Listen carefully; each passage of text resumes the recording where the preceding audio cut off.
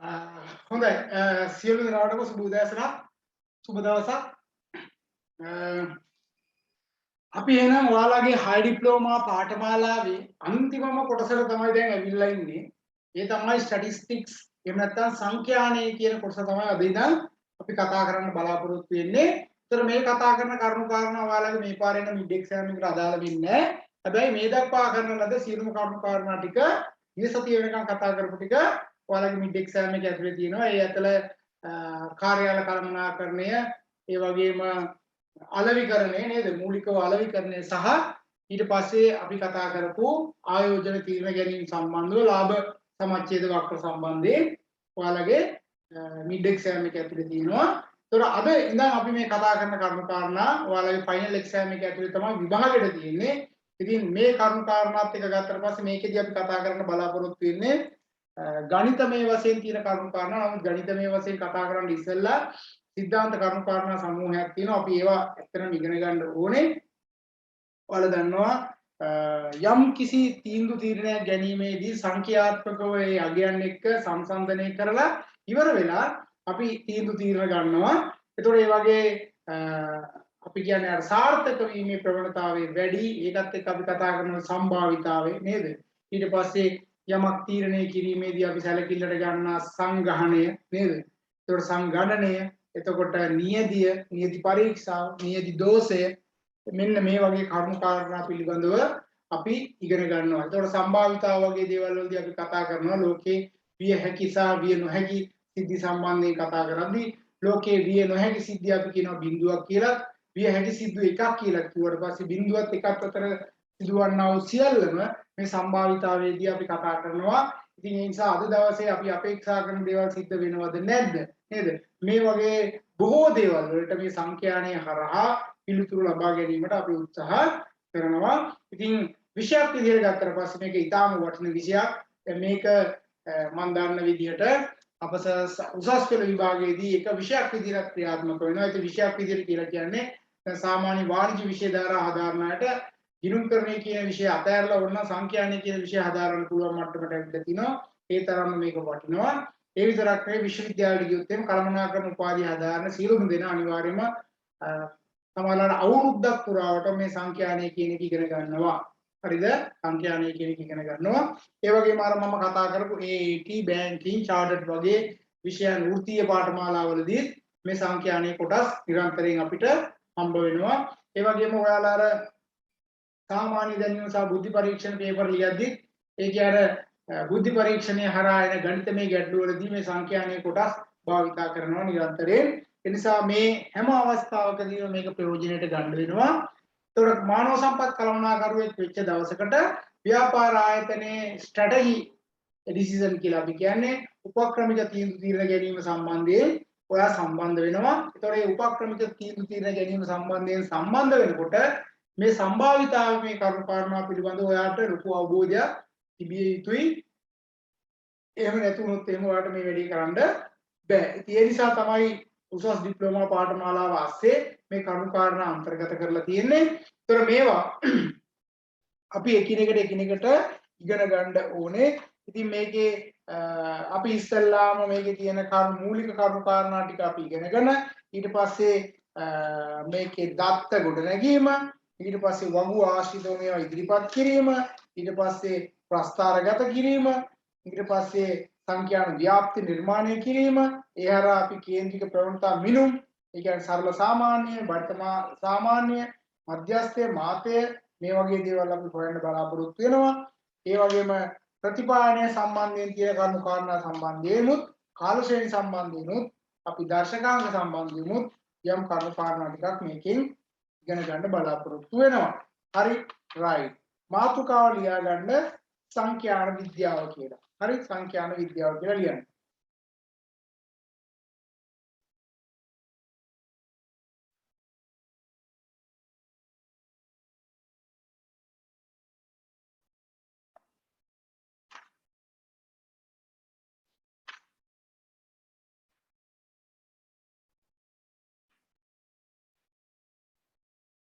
හරි. ඒතකොට සංඛ්‍යාන විද්‍යාව කියන එක මම ලියන්න දෙන්නේ නැහැ. නමුත් ඒක දැනගන්න ගෘහ ජීවිතයේ සහ ව්‍යාපාරික ලෝකයේ සහ समस्त ලෝකයේ තුලම සංඛ්‍යානය කියන එක කතා කරනවා. හේතුව තමයි අද වෙද්දී පරිවේෂණ කරන අයට මේක වැදගත් විෂයක් බවට පත් වෙලා තියෙනවා.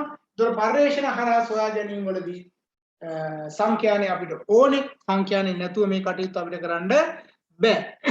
දැන් ඔයාලා ජීවිතේ ඔයාලගේ ගෙදර දොරේ පාවිච්චි කරන දේවල් ගන්නකො ඔය ලයිට් එකක් ගත්තත් නේද? ඊට පස්සේ ෆ්‍රිජ් එකක් ගත්තත්, වොෂින් මැෂින් එකක් ගත්තත්, ඔරලෝසුවක් ගත්තත්, ඒ වගේ තියෙන්නේ වොරන්ටි පීරියඩ් එකක් තියෙනවා, ගැරන්ටි පීරියඩ් එකක් තියෙනවා නේද? ඒතර ඇයි එහෙම දෙන්නේ? ඒවා දෙන්නකොට අවුරුදු 5ක් වොරන්ටි කියලා කියන්නේ කොහොමද? සංඛ්‍යානමය කරුණු කාරණා පාවිච්චි කරලා තමයි ඒවා හොයාගෙන තියෙන්නේ අවුරුදු 5ක් ඇතුළත මේකේ ප්‍රශ්නයක් වෙන්නේ නැහැ කියලා. එතකොට ඒ පාවිච්චි කරන හැම භාණ්ඩයකටම අපිට නොදැනෙන්න ඒකට සංඛ්‍යානයේ උදව් උපකාර වෙලා තියෙනවා. ඒ අවුරුදු 5ද 3ද 4ද කියන එක තීරණය කරන්න. දැන් බල්බ් එකක් දුන්නාට පස්සේ බල්බ් එකේ ආයු කාලය අපිට කියන මෙච්චරයි කියලා. ඒක පැය 10000යිද 20000යිද නේද? ඒතර අන්න ඒ වගේ තීන්දුව තියෙනවා. දැන් හිතන්නකෝ රෝගියෙකුට ලබා දෙන ප්‍රතිකාරවලදී ඒ නියමිත මාත්‍රාව හඳුනා ගන්න නේද? මේක අපි හිතමු ඉන්සියුලින් නම් ඉන්සියුලින් දෙන්න ඕනේ මිලිලීටර් 15ක්. එහෙම නැත්නම් 20ක්. එහෙම ප්‍රමාණය බෙහෙත් පෙත්තක තියෙන්න ඕනේ බර බෙහෙත් පෙත්තේ අන්තර්ගතේ මෙන්න මේ සියල්ලක්ම සැලකිල්ලට ගන්න මොකක් එක්කද? සංඛ්‍යානයත් එක්ක. ලියා ගන්න මෙන්න මෙහෙම සංඛ්‍යාන විද්‍යාත්මක තොරතුරු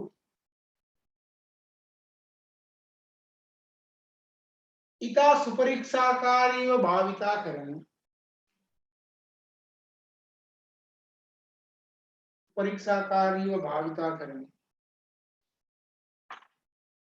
අද වන විට ව්‍යාපාරික ලෝකයේ බොහෝ දෑ සිදු කරයි.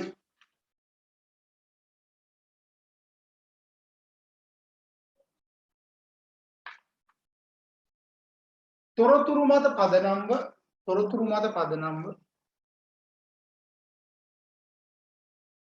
වර්තමානයේ ලෝකේ ක්‍රියාත්මක වන විට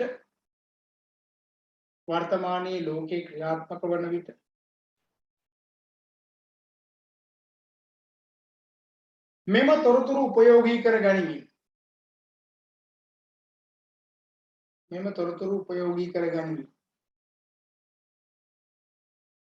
නිවැරදි තීරණ ලබා ගැනීම සඳහා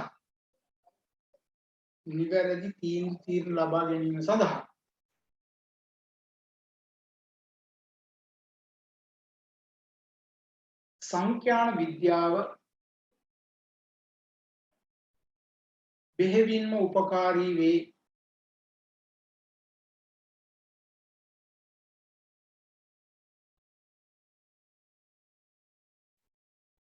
ඒ අනුව තොරතුරු රැස් කිරීමට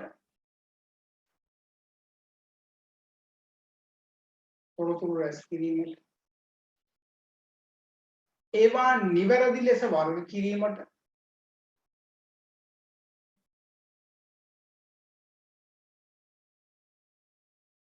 කමා ඉදිරිපත් කිරීමට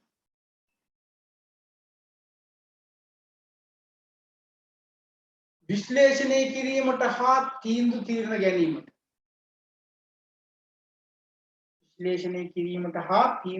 ගැනීමට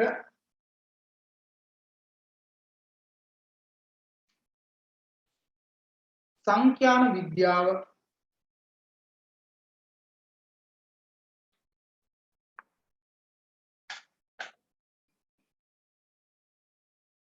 ඉතා මැනවින් උපකාරී වේ.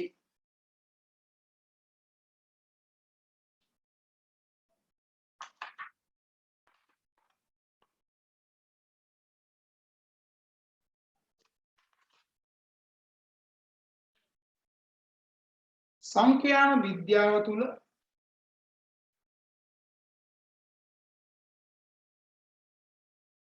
විශේෂයෙන් හඳුනා ගනු ලබන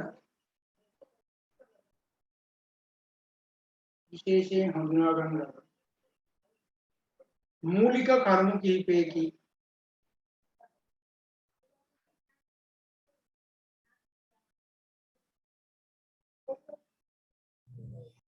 හරි.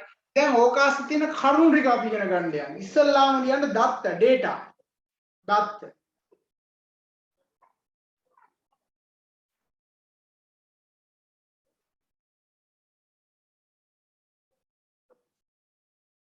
දැන් දත්ත කියලා ගත්තාට පස්සේ මතක තියාගන්න මේ දත්ත කිහිපයක් තියෙනවා. ඒවා අමු දත්ත කියලා අපි ඉස්සෙල්ලාම කියන්නේ අමු දත්ත කියලා. අමු දත්ත කියලා කියන්නේ දැන් අපි ගන්න ඒවා හරියට වර්ග කරලා නැහැ. එකතු කරගන්න ඒවා අමු දත්ත නේද? දැන් හිතන්නකො පහුගිය කාලේ එකතු කරගත්තා ගෑස් සිලින්ඩර් පුපුරපුවා. එකතු කරගන්න ඒවා අමු දත්ත. ඊට පස්සේ මේවා වර්ග කරගන්න පුළුවන්. හරි? අභ්‍යන්තර දත්ත තියෙනවා, බාහිර දත්ත තියෙනවා. ඒතකොට ඔය බාහිර දත්ත ආපහු අපිට කොටස් දෙකකට බෙදා ගන්න පුළුවන්. ප්‍රාථමික දත්ත සහ ද්විතීයික දත්ත කියලා. දැන් ඔය ප්‍රාථමික දත්ත කියලා කියන්නේ අපේ අරමුණ සඳහාම අපිම ගිහිල්ලා ලබා ගන්නවා නම් අපි කියන ප්‍රාථමික දත්ත. අපි ලබා ගන්න අපි වෙනත් කාගේ දුහවර එකතු කරපුවා තමයි අපි ගන්න. උදාහරණයක් විදිහට ශ්‍රී ලංකා මහ බැංකුව එකතු කරනවා ජනහා සංඛ්‍යා ලේඛන දෙපාර්තමේන්තුව හරහා මිනිසුන්ගේ ජීවන තත්ත්වය සම්බන්ධයෙන් තොරතුරු ඒකරාශී කරගත්තා. ඒතකොට ඒවා ප්‍රාථමික දත්ත ඔවුන්ගේ අවශ්‍යතාවයට ගත් ඒවා. හැබැයි මම ගිහිල්ලා මේ දත්ත උපයෝගී කරගෙන ශ්‍රී ලංකාවේ මිනිසුන්ගේ ජීවන තත්ත්වයේ වර්ධනය පිළිබඳව යම් කිසි නිගමනයකට එළඹීම සඳහා ඒ දත්ත පාවිච්චි කරනවා. ඒතකොට ඒවා මොන දත්තද? ද්විතීයික දත්ත. හේතුව මම ගත්ත ඒවා නෙවෙයි. දැන් අපි හිතමු ටෙලිකොම් එකේ තොරතුරු ගන්නවා සංනිවේදනයේ සම්බන්ධයෙන් මිනිසුන්ගේ. එයාලා ප්‍රාථමික දත්ත. හැබැයි ඒ ගත්ත දත්ත ටික මම ආපහු ගිහිල්ලා ගන්නවා නම් ඒවා මොන දත්තද? ද්විතීයික දත්ත. එතකොට වෙන යාළුවෙක් හරි වෙන කවුරු හරි ආයතනයක් එයාලගේ අවශ්‍යතාවයට එකතු කරපු තොරතුරු ටිකක් තියෙනවා. ඒ තොරතුරු ටික ගිහිල්ලා මම ආපහු ගන්නවා නම් ඒවා ද්විතීයික දත්ත. ඒතර වලට තේරෙන්න ඕනේ ප්‍රාථමික දත්ත වලට වඩා ද්විතීයික දත්ත වල විශ්වසනීයත්වය අඩුයි. ඇයි? තවත් තැනකින් ගන්නේ. වෙනත් අවශ්‍යතාවයට එකතු කරපුවා තමයි මම ගිහිල්ලා බලලා ගන්න. එතකොට මගේ අවශ්‍යතාවයටම ගත්ත ඒවා නෙවෙයි. දැන් හිතන්නකෝ කඩේකට ගිහිල්ලා මගේ අවශ්‍යතාවයට මම ගිහිල්ලා කඩෙන් බඩු කියනවා. අපේ ගෙදර අවශ්‍යතාවය. ඒතර මම ගෙදර තියෙන ඕනෑපාකම් දිහා බලලා තමයි බඩු ගන්න. නේද? මම ගෙනාව බඩු වලින් මම කියනවා අල්ලපු ගෙදර එක්කිනාට ඇවිල්ලා ඔයා කැමති දෙයක් කරයි යන්න කිව්වොත් එහෙම සමහරවිට එයා එකක් දෙකක් කරයියි. හේතුව එයාට අවශ්‍ය කරන දේවල් මෙතන නැති වෙන්න පුළුවන්. නේ? ඒතර පැහැදිලිවම අමුදත්ත සහ අමුදත්ත අතර අපි කතා කරන මේ ප්‍රාථමික දත්ත සහ ද්විතීයික දත්ත ගැන අපි කතා කරන්න ඕනේ. ලියා ගන්න එහෙම මූලිකව හඳුනා ගන්නු ලබන දත්ත අමුදත්ත ලෙස හඳුනා ගන්නා අතර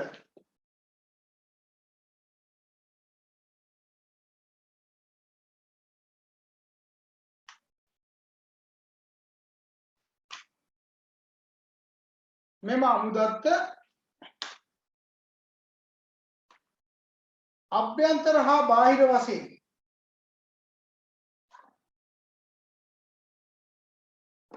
ඒක රාශී කරගනු ලබයි.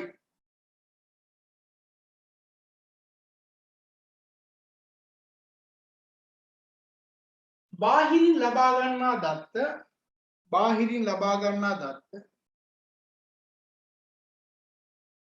නැවත ප්‍රාථමික සහ ද්විතීයික ලෙස දෙආකාරයකට හඳුනා ගනී.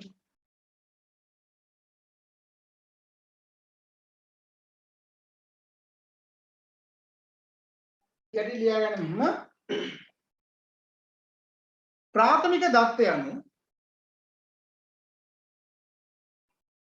දත්තයන් තම අවශ්‍යතාවයේ මත පදනම්ව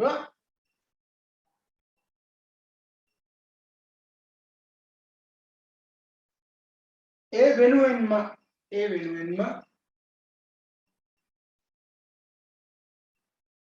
ඒක රාශී කරනු ලබන දත්ත වේ.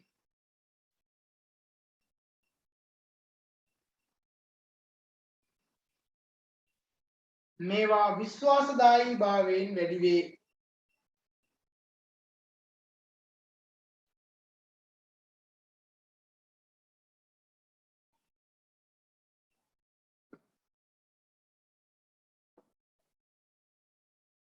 හරි.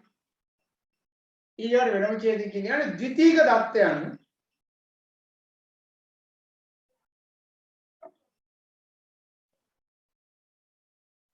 අපගේ අවශ්‍යතාවයේ මත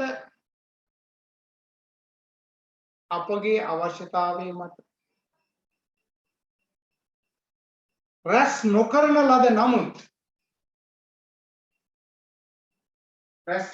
ලද නමුත්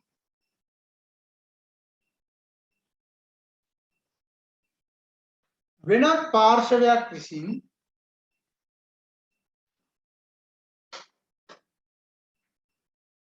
ඔවුන්ගේ අවශ්‍යතාවයේ මත පදනම්ව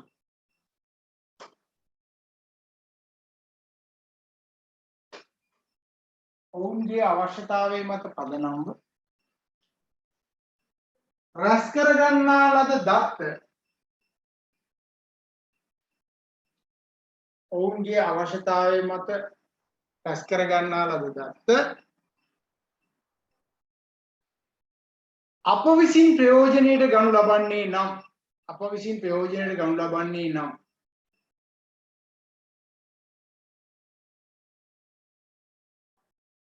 ඒවා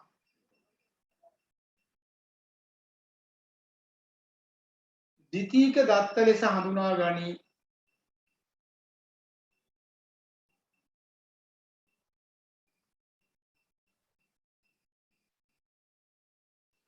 මෙම ද්විතීක දත්ත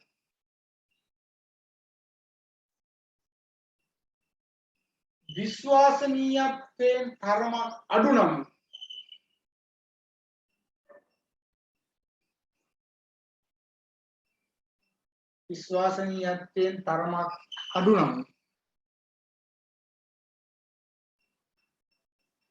නිවැරදිව තෝරා ගැනීම තුළින්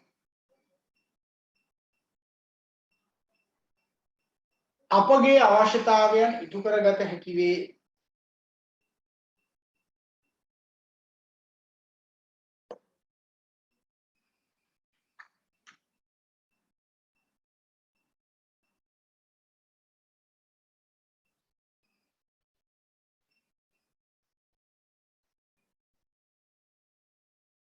ඡේදකේ ලියා ගන්න මෙහෙම ශ්‍රී ලංකාව තුල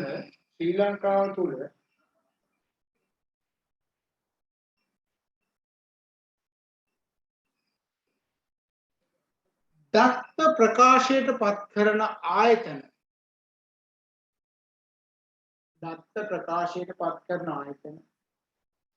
කිහිපයක්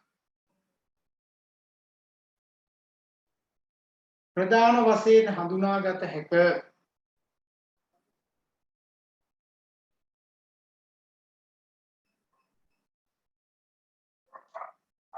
ඒ අතර ලියන පළවෙනි එක ජන හා සංඛ්‍යා ලේඛන දෙපාර්තමේන්තුව.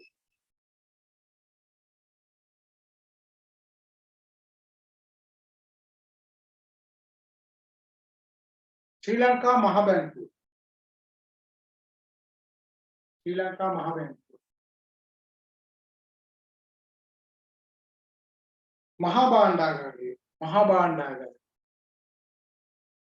මහා භාණ්ඩාගාරය. ශ්‍රී ලංකා රේගුව.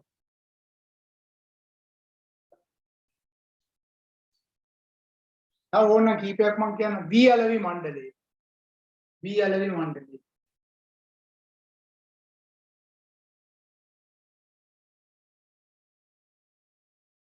ශ්‍රී ලංකා පොල් සංවර්ධන අධිකාරිය. ශ්‍රී ලංකා පොල් සංවර්ධන අධිකාරිය.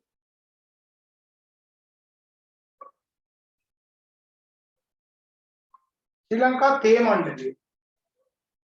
හා රාජ්‍ය සංස්ථා කියලා. ශ්‍රී ලංකා තේ මණ්ඩලය හා රාජ්‍ය සංස්ථා.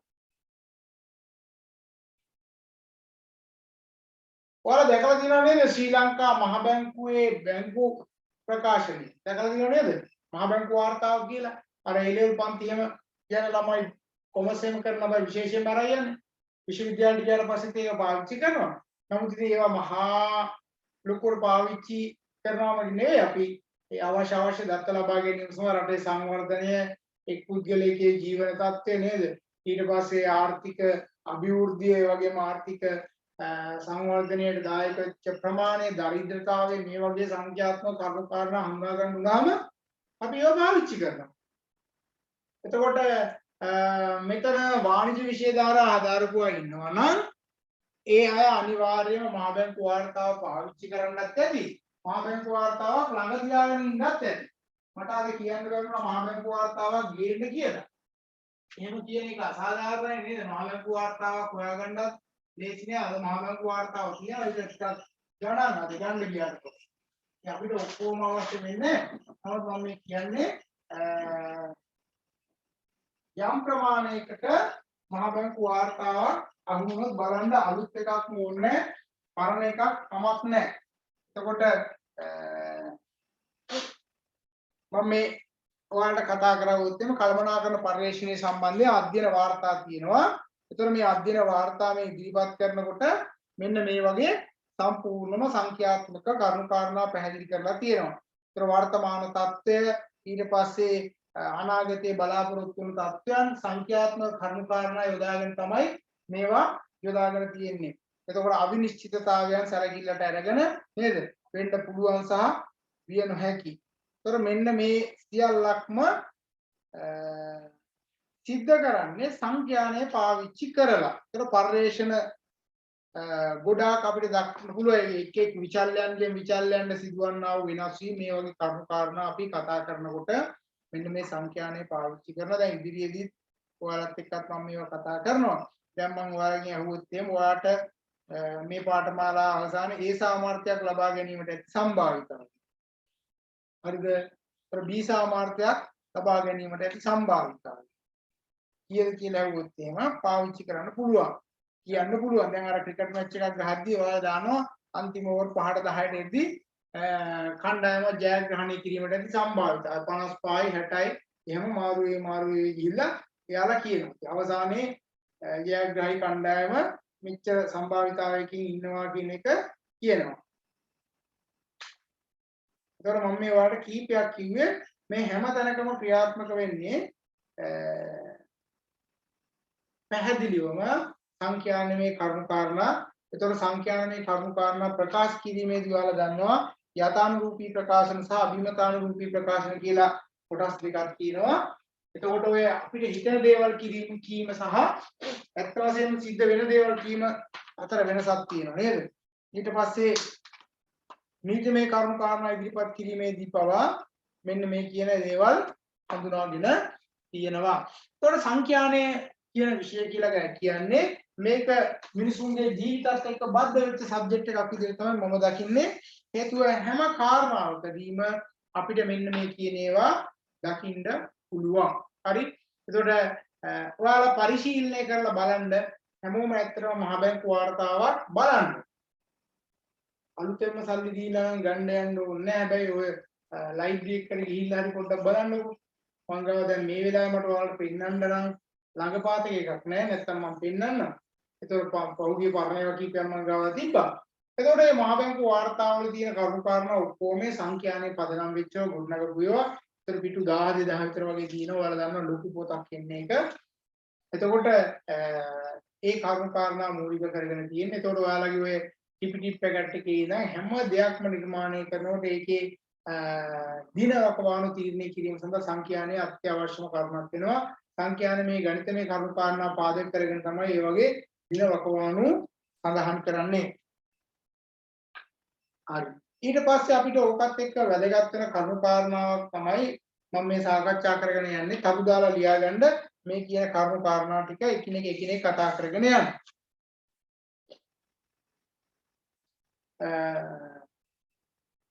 ලාක්ෂණිකය ලියා ගන්න මාතෘකාවක් ලාක්ෂණිකය.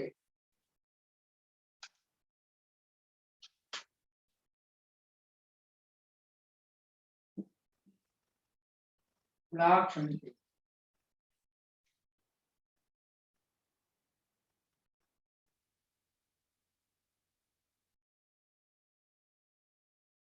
ලියා ගන්න මෙහෙම යම් පුද්ගලයෙක්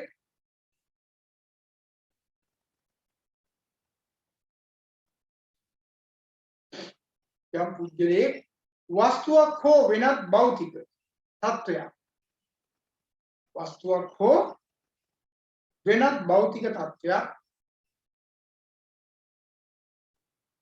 හා බැඳුන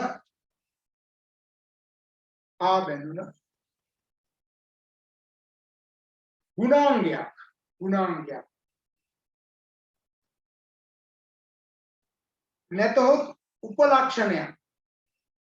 නැතහොත් උපලක්ෂණයක්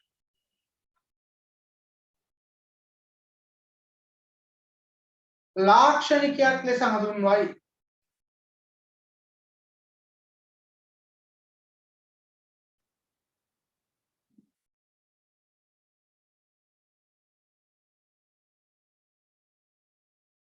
ये देखिए लिया गया මෙහෙම තේරෙන්න යම් ආයතනයක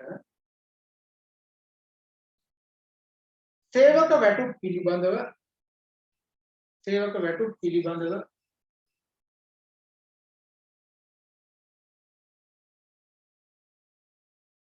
සැලකිලිමත් වන්නේ නම්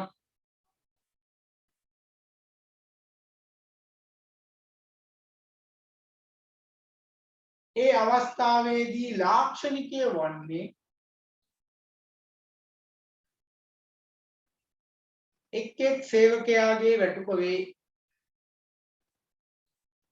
දැන් බලන්න සේවක වැටුප් පිළිබඳව සැලකිල්ලට ගන්නකොට එක් සේවකයාගේ වැටුප ලාක්ෂණික විදිහට දක්වන්න පුළුවන්. ඒකටම ලියා ගන්න මෙහෙම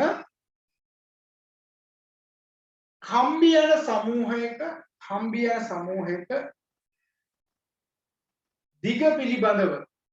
දිග පිළිබඳව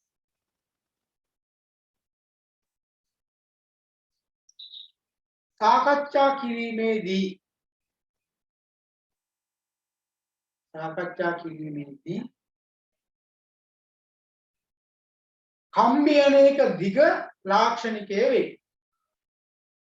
කම්බියනේක දිග ලාක්ෂණිකය වේ.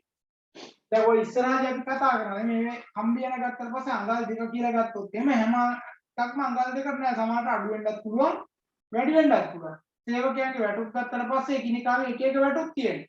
සේවක වැටුප් කියන්නේ පොදු සාධකයක්. එක් සේවකයාගේ වැටුප තමයි නේද මොකද්ද? ලාක්ෂණික. පැහැදිලිද? සේවක වැටුප් කියන්නේ පොදු සාධකයක් එක් සේවකයාගේ වැටුප ලාක්ෂණිකය. සේවකයා හිතන්නකෝ ශිෂ්‍යයන්ගේ විභාග ලකුණු පොදු සාධකය. එක් ශිෂ්‍යයාගේ ලකුණු මොකක්ද එන ලාක්ෂණිකය. හරිද? එහෙනම් එක්කෙනෙකුට අදාළ කරුණු කාරණාවක් තමයි මෙතෙන්දී ලාක්ෂණිකයක් විදිහට අපි දකින්නේ. ඊගායක ලියා ගන්න විචල්්‍ය සහ මිනුම් පරිමාණය. විචල්්‍ය සහ මිනුම් පරිමාණයන් එකට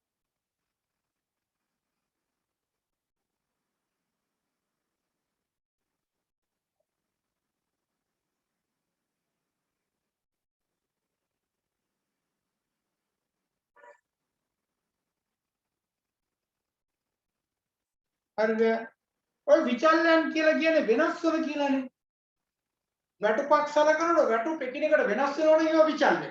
වෙනස් වෙන්නේ. කම්බියන වල දිග වෙනස් වෙනවනේ ඒවා විචල්ය. හරිද? ශිෂ්‍යයන්ගේ ලකුණු වෙනස් වෙනවනේ ඒවා විචල්ය. වෙනස් වෙන ඒවාට විචල්යන් කියලා ඔයාලා අහලා තියෙනවනේ නේද? අර වේරියබල් කොස්ට් එක ගැන කතා කරලා අපි විචල්ය පිරිවැය ගැන. ඒ කියන්නේ වෙනස් වෙනවා. එහෙනම් සමාන නැහැ. නේද? ඒතකොට දැන් එහෙනම් ආයු කාලය ගත්තට පස්සේ රූප වාහිනී ආයු කාලය නේද? රූප වාහිනී දල්වලා තිබෙන ප්‍රමාණය. බල්බ් එකක ආයු කාලය බල්බ් එක දල්වලා තියෙන ප්‍රමාණය. මෝටර රථයක ආයු කාලය මෝටර රථේ ධාවනය වන ප්‍රමාණය. කැමරාවක ආයු කාලය කැමරාවේ ගන්නාම ඡායාරූප ප්‍රමාණය. ඒතර මෙන්න මේ වගේ තියෙනවා. ෆෝන් එක සමහරලාට ආයු කාලය කියලා කියන්නේ ෆෝන් එක ඉන්කමින් සහ අවුට්කමින් පාවිච්චි කරන ඒ විනාඩි ගාන. හරි ඒවා එකිනෙකට වෙනස් වෙනකොට අපි ඒවට කියන මොකද්ද විචල්යන් කියලා කියනවා. ලියා ගන්න මෙහෙම යම් ලාක්ෂණිකයක්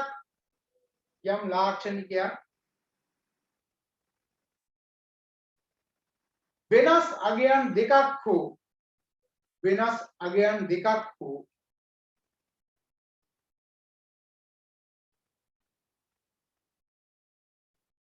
වැඩි ගණනක් ලබා ගන්නේ නම් වැඩි ගණනක් ලබා ගන්නේ නම්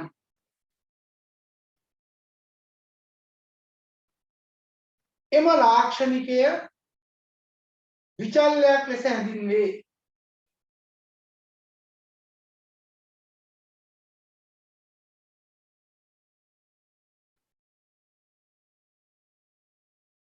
ඡේදකින් මෙහෙම ලියා ගන්න.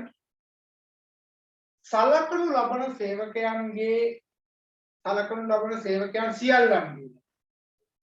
ලබන සේවකයන් සියල්ලන්ගේම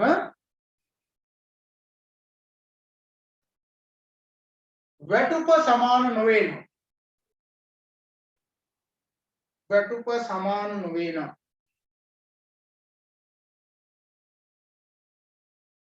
සහ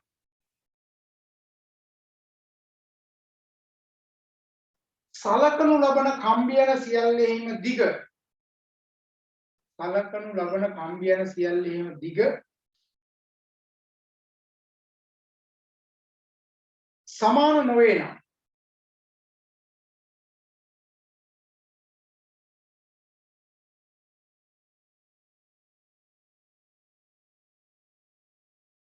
එම ලාක්ෂණිකයන් විචල්‍යයන් ලෙස හැඳින්වේ.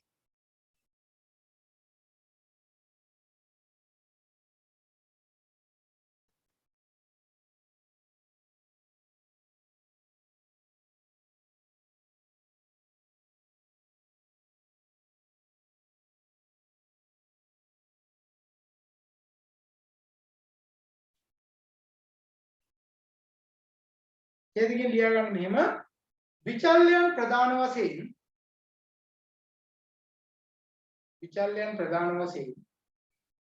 වර්ග දෙකකට වෙන්කර දැක්විය හැක.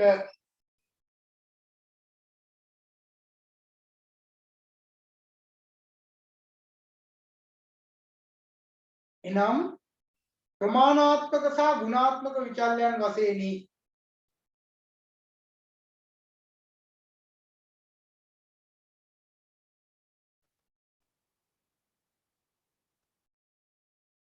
යම් විචල්‍යයක් ප්‍රමාණාත්මකව මැනිය හැකි නම්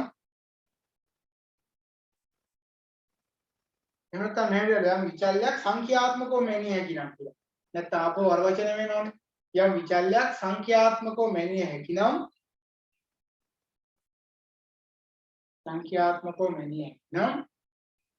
එවැනි විචල්‍යයක්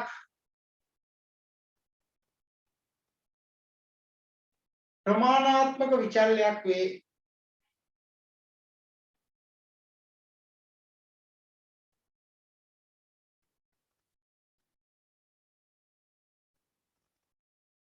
එසේ මැනිය නොහැකි විචල්‍යයන්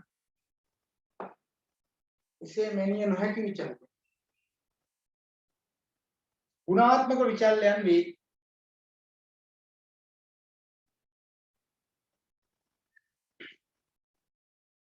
දැන් ඔයාලා මීට කලිනුත් ඔය ප්‍රමාණාත්මක සහ ගුණාත්මක කියන ඒවා ඉගෙනගෙන තියෙනවා.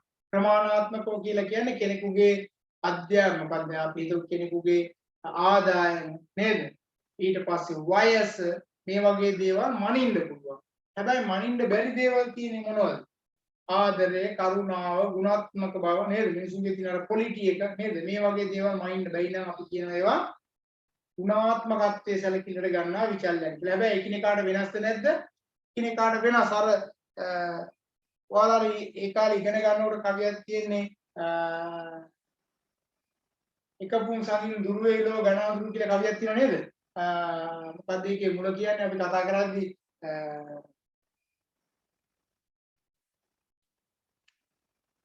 පින්මද පුතුන් 100ක් ලැබුවත් නිසරු ගුණ නැලබෙන යුතු පුතුනේ ඊතාගරු. නිකතරු රැසින් එලෙසනේ එක පුන් සමින් දුර වේලෝ ගණාදුරු නිකතරු රැසින් එලෙසට නොම වේ දුරු කියලා කියන්නේ. නේද? එතකොට තරු 1000ක් තිබ්බත් හදපායපුවම එළිය තියෙනවා වගේ. දරුවෝ සමාජලාවට 1000ක් 100ක් හැදුවත් වැඩක් නැහැ. ගුණ නැලබෙන යුතු එක පුතෙක් ඒ ඔක්කොටම වඩා වටිනවා කියලා කියනවා. ඒ කියන්නේ ගුණාත්මක භාවය සැලකිල්ලට ගත්තට පස්සේ එකිනෙකා අතර වෙනස් තත්ත්වයන් තියෙනවද නැද්ද? තියෙනවා. දැන් දෙමව්පියන් සලකන දරුවෝ බලන්නකෝ. දැන් ඔයාලා දෙමව්පියන් සලකන විදිය. ඔයාලට දැනෙන්නේ නැති ඇත්තටම ඔයාලගේ අයියලා ඇති, අක්කලා ඇති, නංගිලා මල්ලිලාත් ඇති. ඒතර ඒ අතර ඔයාලත් ඉන්නවා. ඒතර ඔයාලා ඉන්නකොට ඔයා අම්මටයි තාත්තටයි සලකන ප්‍රමාණයද ඇත්තටම වැඩි. ඔයාට වඩා සලකන තව සහෝදරයෝ ඉන්නවා. මම නම් කියන්නේ ඔයාලා තමයි ඉන්න ඕනි අනිත් සහෝදරයන්ට වඩා. නේද? අනිත් සහෝදරයන්ට වඩා ඔයාලා තමයි ඉන්න ඕනේ දෙමව්පියන් සලකන. මම නම් අපේ ගෙදර කිව්වොත් එහෙම අපේ අම්මට මට තාත්තට සලකන්න හම්බුනේ නැහැ. මොකද තාත්තා පොඩි කාලේ නැති වෙච්ච නිසා. නමුත් අම්මා ගැන කියනකොට ඉතින් අනිත් සහෝදරයෝ ඔක්කොම කියන්නේ ඇත්තටම අම්මට හොඳටම බලාගෙන දේවල් ටික කරන්නේ ක්‍රේසා මම කියන. එතකොට ඒ ගෞරවය ඔයාලට ගන්න. ඕනම ගෙදරක දැන් ඔයාගේ අම්මයි තාත්තයි අනිත් අයට වඩා හොඳින් රැක බලා ගන්න. එයාට අසනීපයක් වුණාම අසනීපෙන් ළඟින් ඉන්න එක, දොස්තර ගාවට ගායන එක, බේත් ටික ගෙනත් දෙන එක, ගෙනත් දුන්නට වැඩක් නැහැ. ඒ ටික හරියට වෙලාවට බොනවද, තෝනවද, ඊට පස්සේ අදාළ කෑම ටික නේද? එහෙම ඔක්කොම බලන්න ඕනේ. ඉතින් මම දන්න සමහර දරුවෝ දිහා මම දැකලා තියෙනවා. මම සමීපව වාසය කරන පවුල් එකක කියන්නේ එක ඒ දරුවගේ දිහා ගුණාත්මක බව. අම්මා වැසිකිළියට টয়ලට් එකට යද්දි දරුවා ගිහලා ඇතුළට වෙලා ඉන්නේ. එච්චරකට ආදරේ. ඒක බලා ගන්න. ඉතින් එකිනෙකාගේ එහෙම තියෙනවා. අපි කියන්නේ එහෙම ගුණාත්මක බව කියලා ගත්තත් මේවා එකිනෙකට වෙනස්. ඉතින් ඔයාලා ඊට එහාගේ ගුණාත්මක බව ඒ තියෙන සෙනෙහස කොච්චරද කියන එක එළියට කියන්න බෑ නේ. කියන සමහර ලාවට මාසෙ රුපියල් 5000ක් දීලා යන්න පුළුවන්.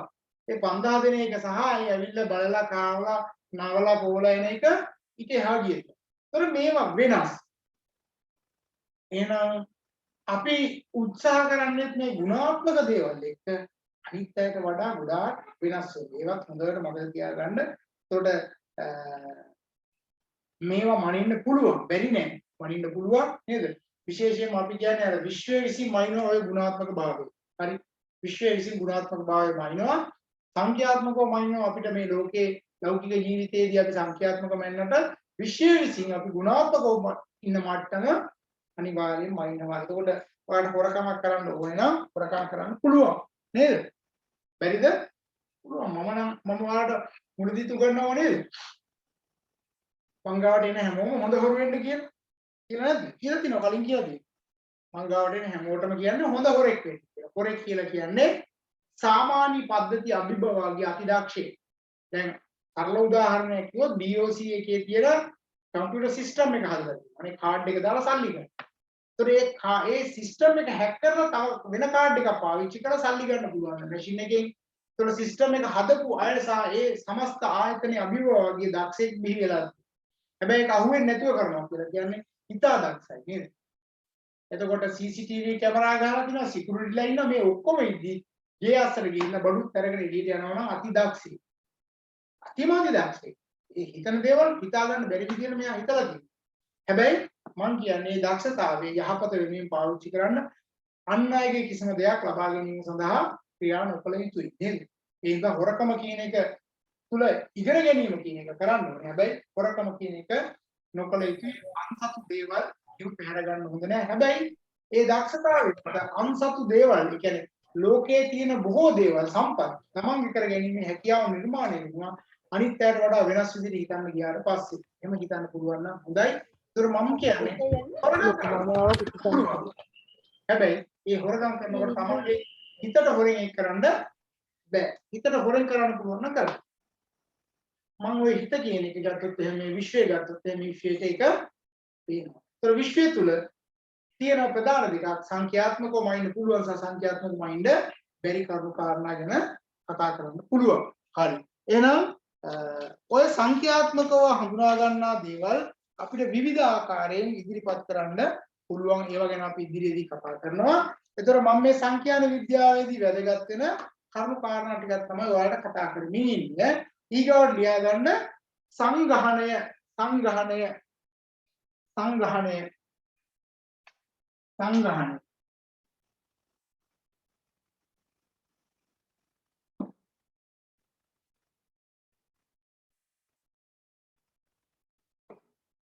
දැන් යම් කිසි අවස්ථාවක තොරතුරු ලබා ගැනීම සඳහා යොදා ගන්නා සමස්තය අපි කියනවා සංගහණය කියලා. උදාහරණයක් විදිහට හිතන්නකෝ අපස උසස් පෙළ සිසුන්ගේ අභිමතාර්ථ අරමුණු හඳුනා ගැනීමට අපි යම් කිසි සමීක්ෂණයක් කරනවා.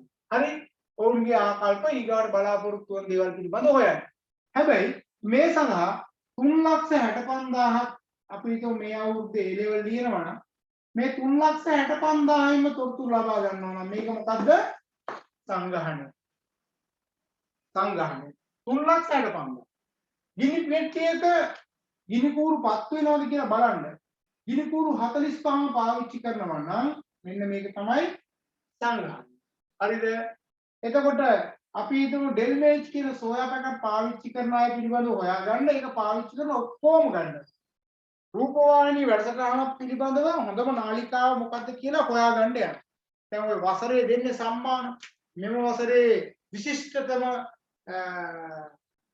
රූපවාහිනී නාලිකාව.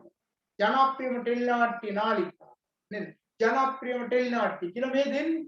මේ සම්මාන දෙනකොට මම කියන්නේ රූපවාහිනී නාලිකාව විදියට අභිෂේක ලබන්නේ කවුද කියලා කියන්න යනකොට රූපවාහිනී පාවිච්චි කරන හැම මිනිස්යාගේම තොරතුරු ගන්නවා. ඇත්තටම හැම මිනිස්යාගේම තොරතුරු ගන්නෑ නේද? එයාලට හිතෙන දැන් වලින් තොරතුරු ටිකක් අරගෙන තමයි කරන්නේ. නමුත් මම කියන්නේ හැමෝගෙම තොරතුරු අරගෙන තිබුණා නම් අන්න ඒකට අපි කියන මොකද්ද? සංගාහණය කියලා. ඒතර යම්කිසි පාසලක තොරතුරු ලබා ගන්න ආවනම් සමස්ත පාසලේ සියලුම දරුවන්ගෙන් තොරතුරු ලබා ගත්තා නම් එතන තියෙන්නේ මොකද්ද? සංගාහණය. ඊළඟට අධ්‍යයනය සඳහා යොදාගනු ලබන සියලුම ඒකකයන්ගෙන් යුත්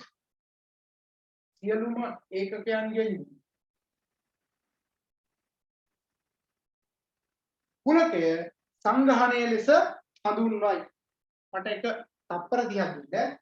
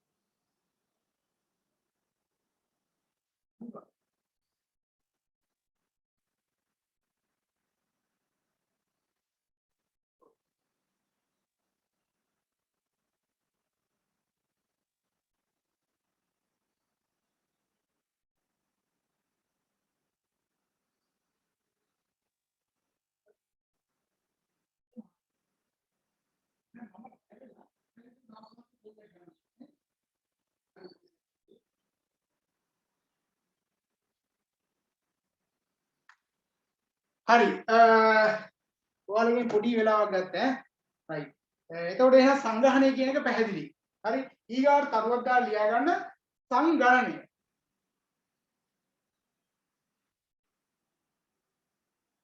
සංගණනය ලියාගත්තා නේද අධ්‍යයනය සඳහා යොදා ගන්න ලබන සියලුම ඒකකයන්ගේ යුත් කුලකයේ සංගණනය ලෙස හඳුනා ගන්න ලබයි කියලා ලියුවා නේද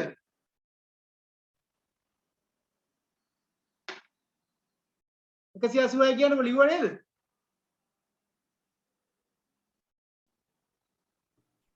ලිව්වා සර්. හරි right ලියා ගන්න ඊගා එක තරුවක් දාලා සංගණනය අරක සංගහණය මේක සංගණනය. දැන් සංගණනය කියන එක ඔයාලට අහලා පුරුදු වචනයක් නෙවෙයි. ලංකාවේ ජන සංගණනය හැම කරේ නේද? තියාගන්න මෙහෙම අධ්‍යයනයට අදාළ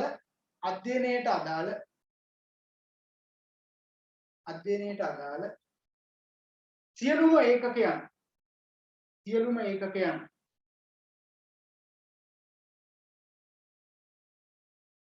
එකිනෙක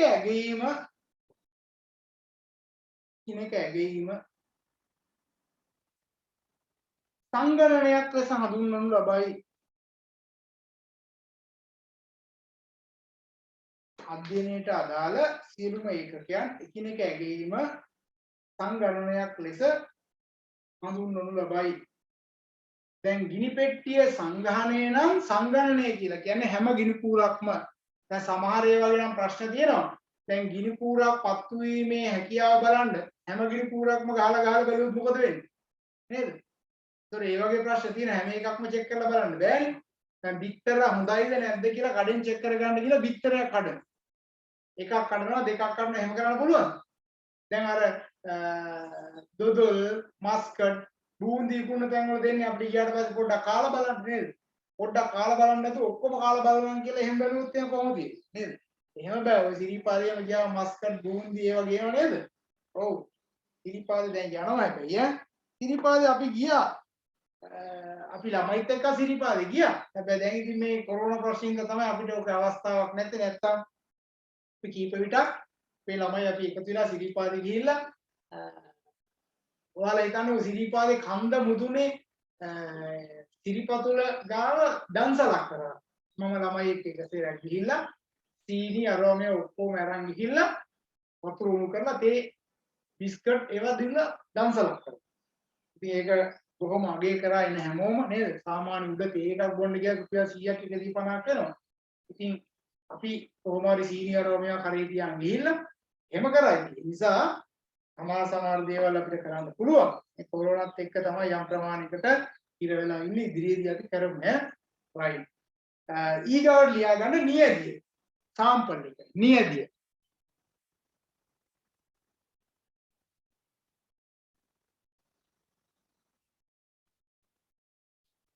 නියදිය. දැන් නියදිය කියලා කියන්නේ සංග්‍රහණය කියන්නේ ගිනි පෙට්ටිය නම් මේ ගිනි පෙට්ටියෙන් කූරු 4ක් 5ක් ලබා ගැනීම තමයි අපි කියන්නේ මොකද්ද? නියදියක්. ඒ කියන්නේ සාම්පල් එකක්. දැන් ඔයා හොස්පිටල් එකට ගියාට පස්සේ මොකද කරන්නේ? හොස්පිටල් එකෙන් ඔයාගේ සම්පූර්ණ ලේ ටික ඇඟෙන් ගන්නවද? සම්පූර්ණව ලේ අරගෙන චෙක් කරනවද? නෑ. ඔයාගේ රුධිරයේ යම් ප්‍රමාණයක් ගන්නවා. ඒ ප්‍රමාණය අරගෙන චෙක් කරලා ඔයාට ග්ලූකෝස් මෙච්චරයි නේද? එහෙම කියලා කියනවා. එහෙනම් ඒ ගන්න ප්‍රමාණය මොකද්ද? නියදියක් සාම්පල් එකක්. රුධිරයේ යම් ප්‍රමාණයක් ගන්නවා. ඒතකොට එහෙනම් හාල් වලින් යම් ප්‍රමාණයක් කරා හොඳද නරකද කියලා බලන්න. සීනි වලින් නම් යම් ප්‍රමාණයක් ගන්න පුළුවන්. මෙන්න මේ විදිහට ගනු ලබන නිශ්චිත කොටසට අපි කියන මොකද්ද? සාම්පල් එකක් වෙන නැත්නම් නියදියක් කියලා හඳුනා ගන්නවා. තියාගන්න මෙහෙම අධ්‍යයනයේ පිණිස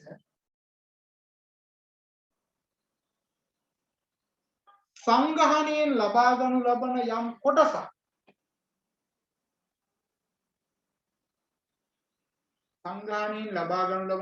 කොටසක් නියදියක් ලෙස හඳුනා ගනී.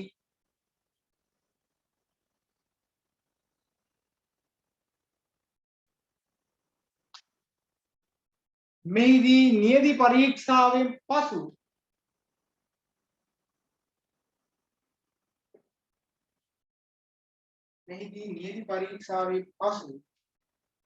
සංගහණය පිළිබඳව අර්ථකථනයක්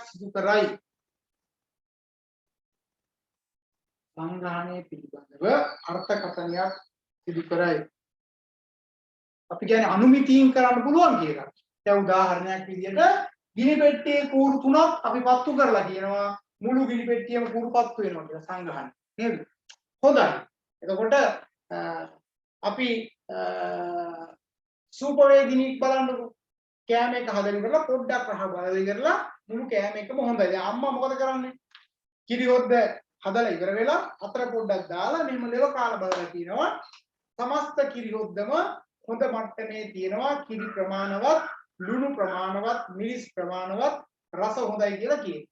එතකොට එයාට ඒක අඩු වැඩි වුණොත් එයා ලුණු වැඩි කරනවා අඩු කරනවා ඒ දේවල් කරනවා නේද? එතකොට එනම් සාම්පල් චෙක් කරන එක ඔයාලා ගෙදරදී කරනවා. දැන් ඔයාලට පුළුවන් ද කිරි හොද්දක් හදාගන්න නේද? අර සින්දුවේ තියෙන ගාට ඇවිදින් ඇස් දෙක වහලා hina වෙන්න නේද? ආදරේට කොනිස්සලා පෑල දොරෙන් පැලදුවන් නේද? රැට ඉහි ඉද්දර කවි කියන්න කියලා තියෙන්නේ නේද? කිරි හොද්දක් හදාගන්න පුළුවන් වෙන්න ඕනේ නේද? හැබැයි ගීතයසේ බොහෝ දේවල් අපි සමහර අය නිකන් සරලව හිතුවට බොහොම සුන්දර අත්දැකීම් ගොඩාක් ඒකස්සේ තියෙනවා. මම ඒක කිව්වොත් එම අර සමස්ත ආදරයම ගැඹෙලා තියෙන ඔය වගේ චූටි කාරණා එක්කම තමයි නේද? ඒතකොට මෙන්න මේ කියන ඒවා ජීවිත කාලයම තියාගන්න ඕනේ. ඒතකොට සාම්පල් චෙක් කරනකොට සමහරවිට ආදරය කරන්න කෙනෙක් තීරණය කරනකොට සාම්පල් චෙක් කරලා හොඳයි කියලා කියන්න පුළුවන්. නම් සංගාහනයේ සමහරවිට අසාර්ථක වෙන්න පුළුවන්. මේකෙත් එහෙමම තමයි. ගිනිකුරු තුනක් පත්තු වේදී සමහරවිට ඊට පස්සේ වැඩි ප්‍රමාණයක් පත්තු නොවි තියෙන්නත් පුළුවන්. ඒවා සම්බන්ධයෙන් අපි ඉදිරියේදී කතා කරමු නියදුම් දෝෂවලදී. හරිද? right. එහෙනම් මතක තියාගන්න එන නියදියක් කියලා කියන්නේ සංගාහණයෙන් ලබා ගන්නා යම් ප්‍රමාණයක්. හරි? උදාහරණ ලියන්න ඕන. උදාහරණයක් ලියා ගන්න මෙහෙම. උදාහරණයක් ගිනි පෙට්ටියකින් කූරු 4ක් ලබාගෙන එය පරීක්ෂා කර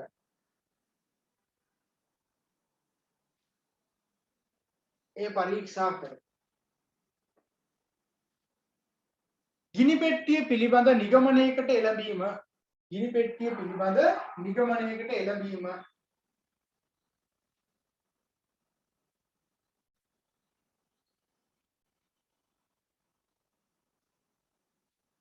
මෙහිදී ගිනිකූරු 4ක් ලබා ගැනීම නියදියක් ලෙස හඳුනාගත හැක.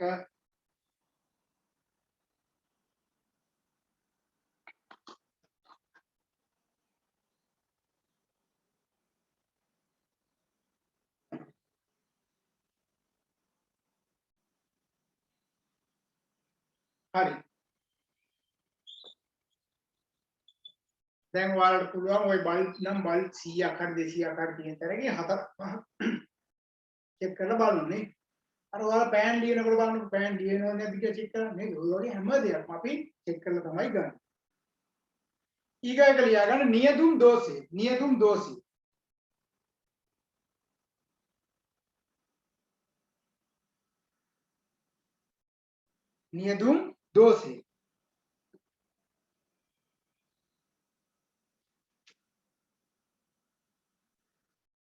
මෙහෙම හිතන්නකෝ.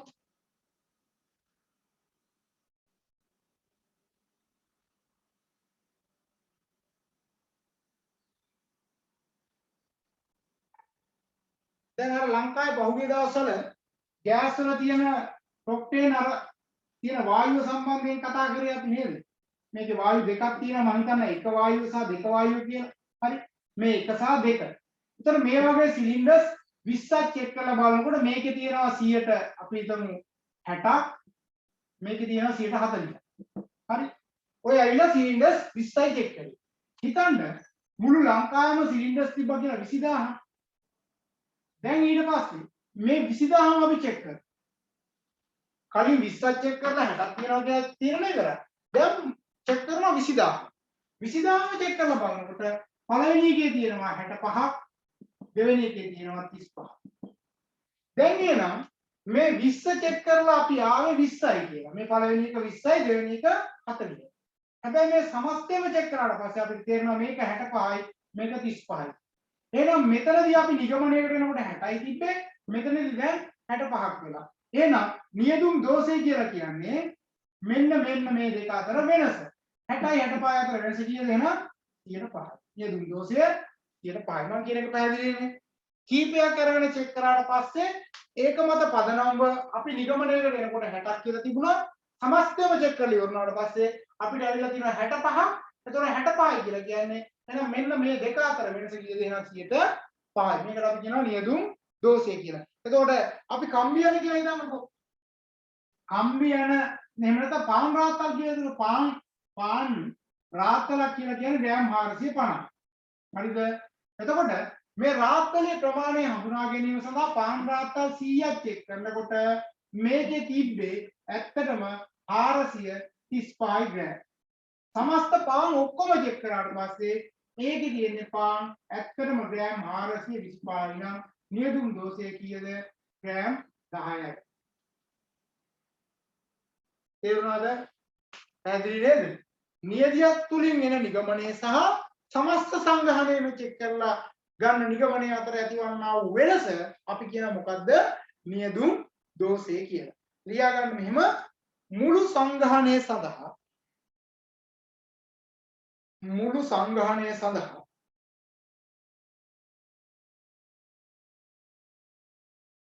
සංගණනයක් මගින් ලැබෙන ප්‍රතිඵලයන් සහ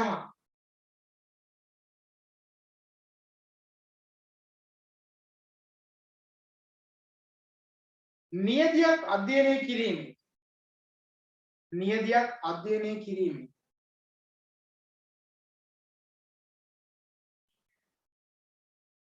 මුළු සංග්‍රහණය පිළිබඳව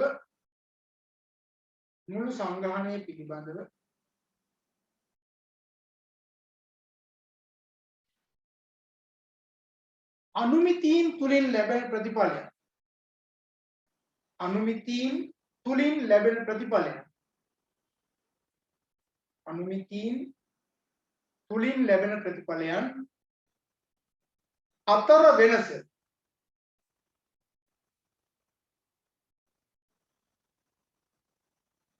නියදුම් දෝෂය ලෙස හඳුන්වයි.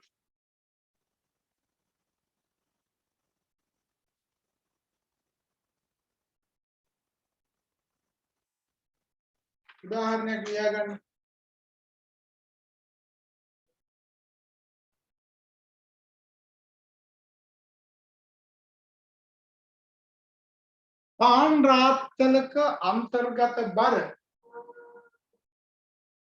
පාන් රාත්තලක අන්තර්ගත බර සෙවීම සඳහා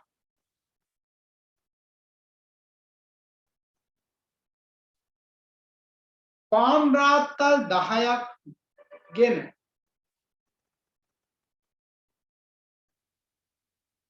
බර මැනීම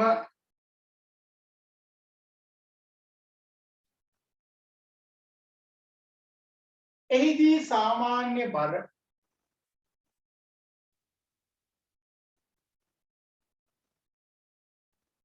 ග්‍රෑම් 435ක් වූයේ නම් සහ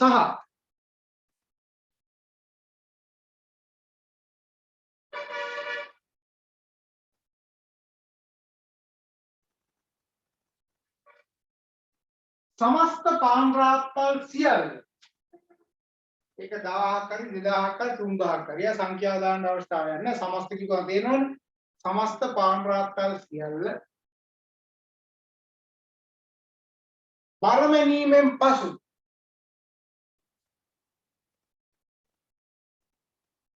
ඒ සාමාන්‍ය බර ග්‍රෑම් 425ක් වූයේ නම්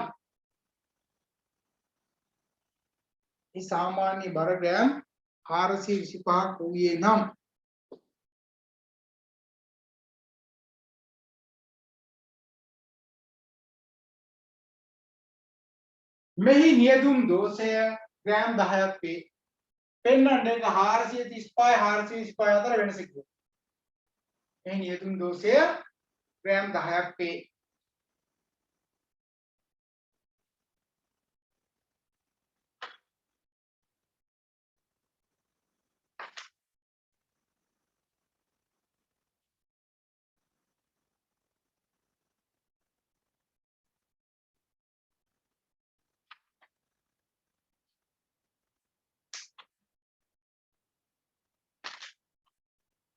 හරිද?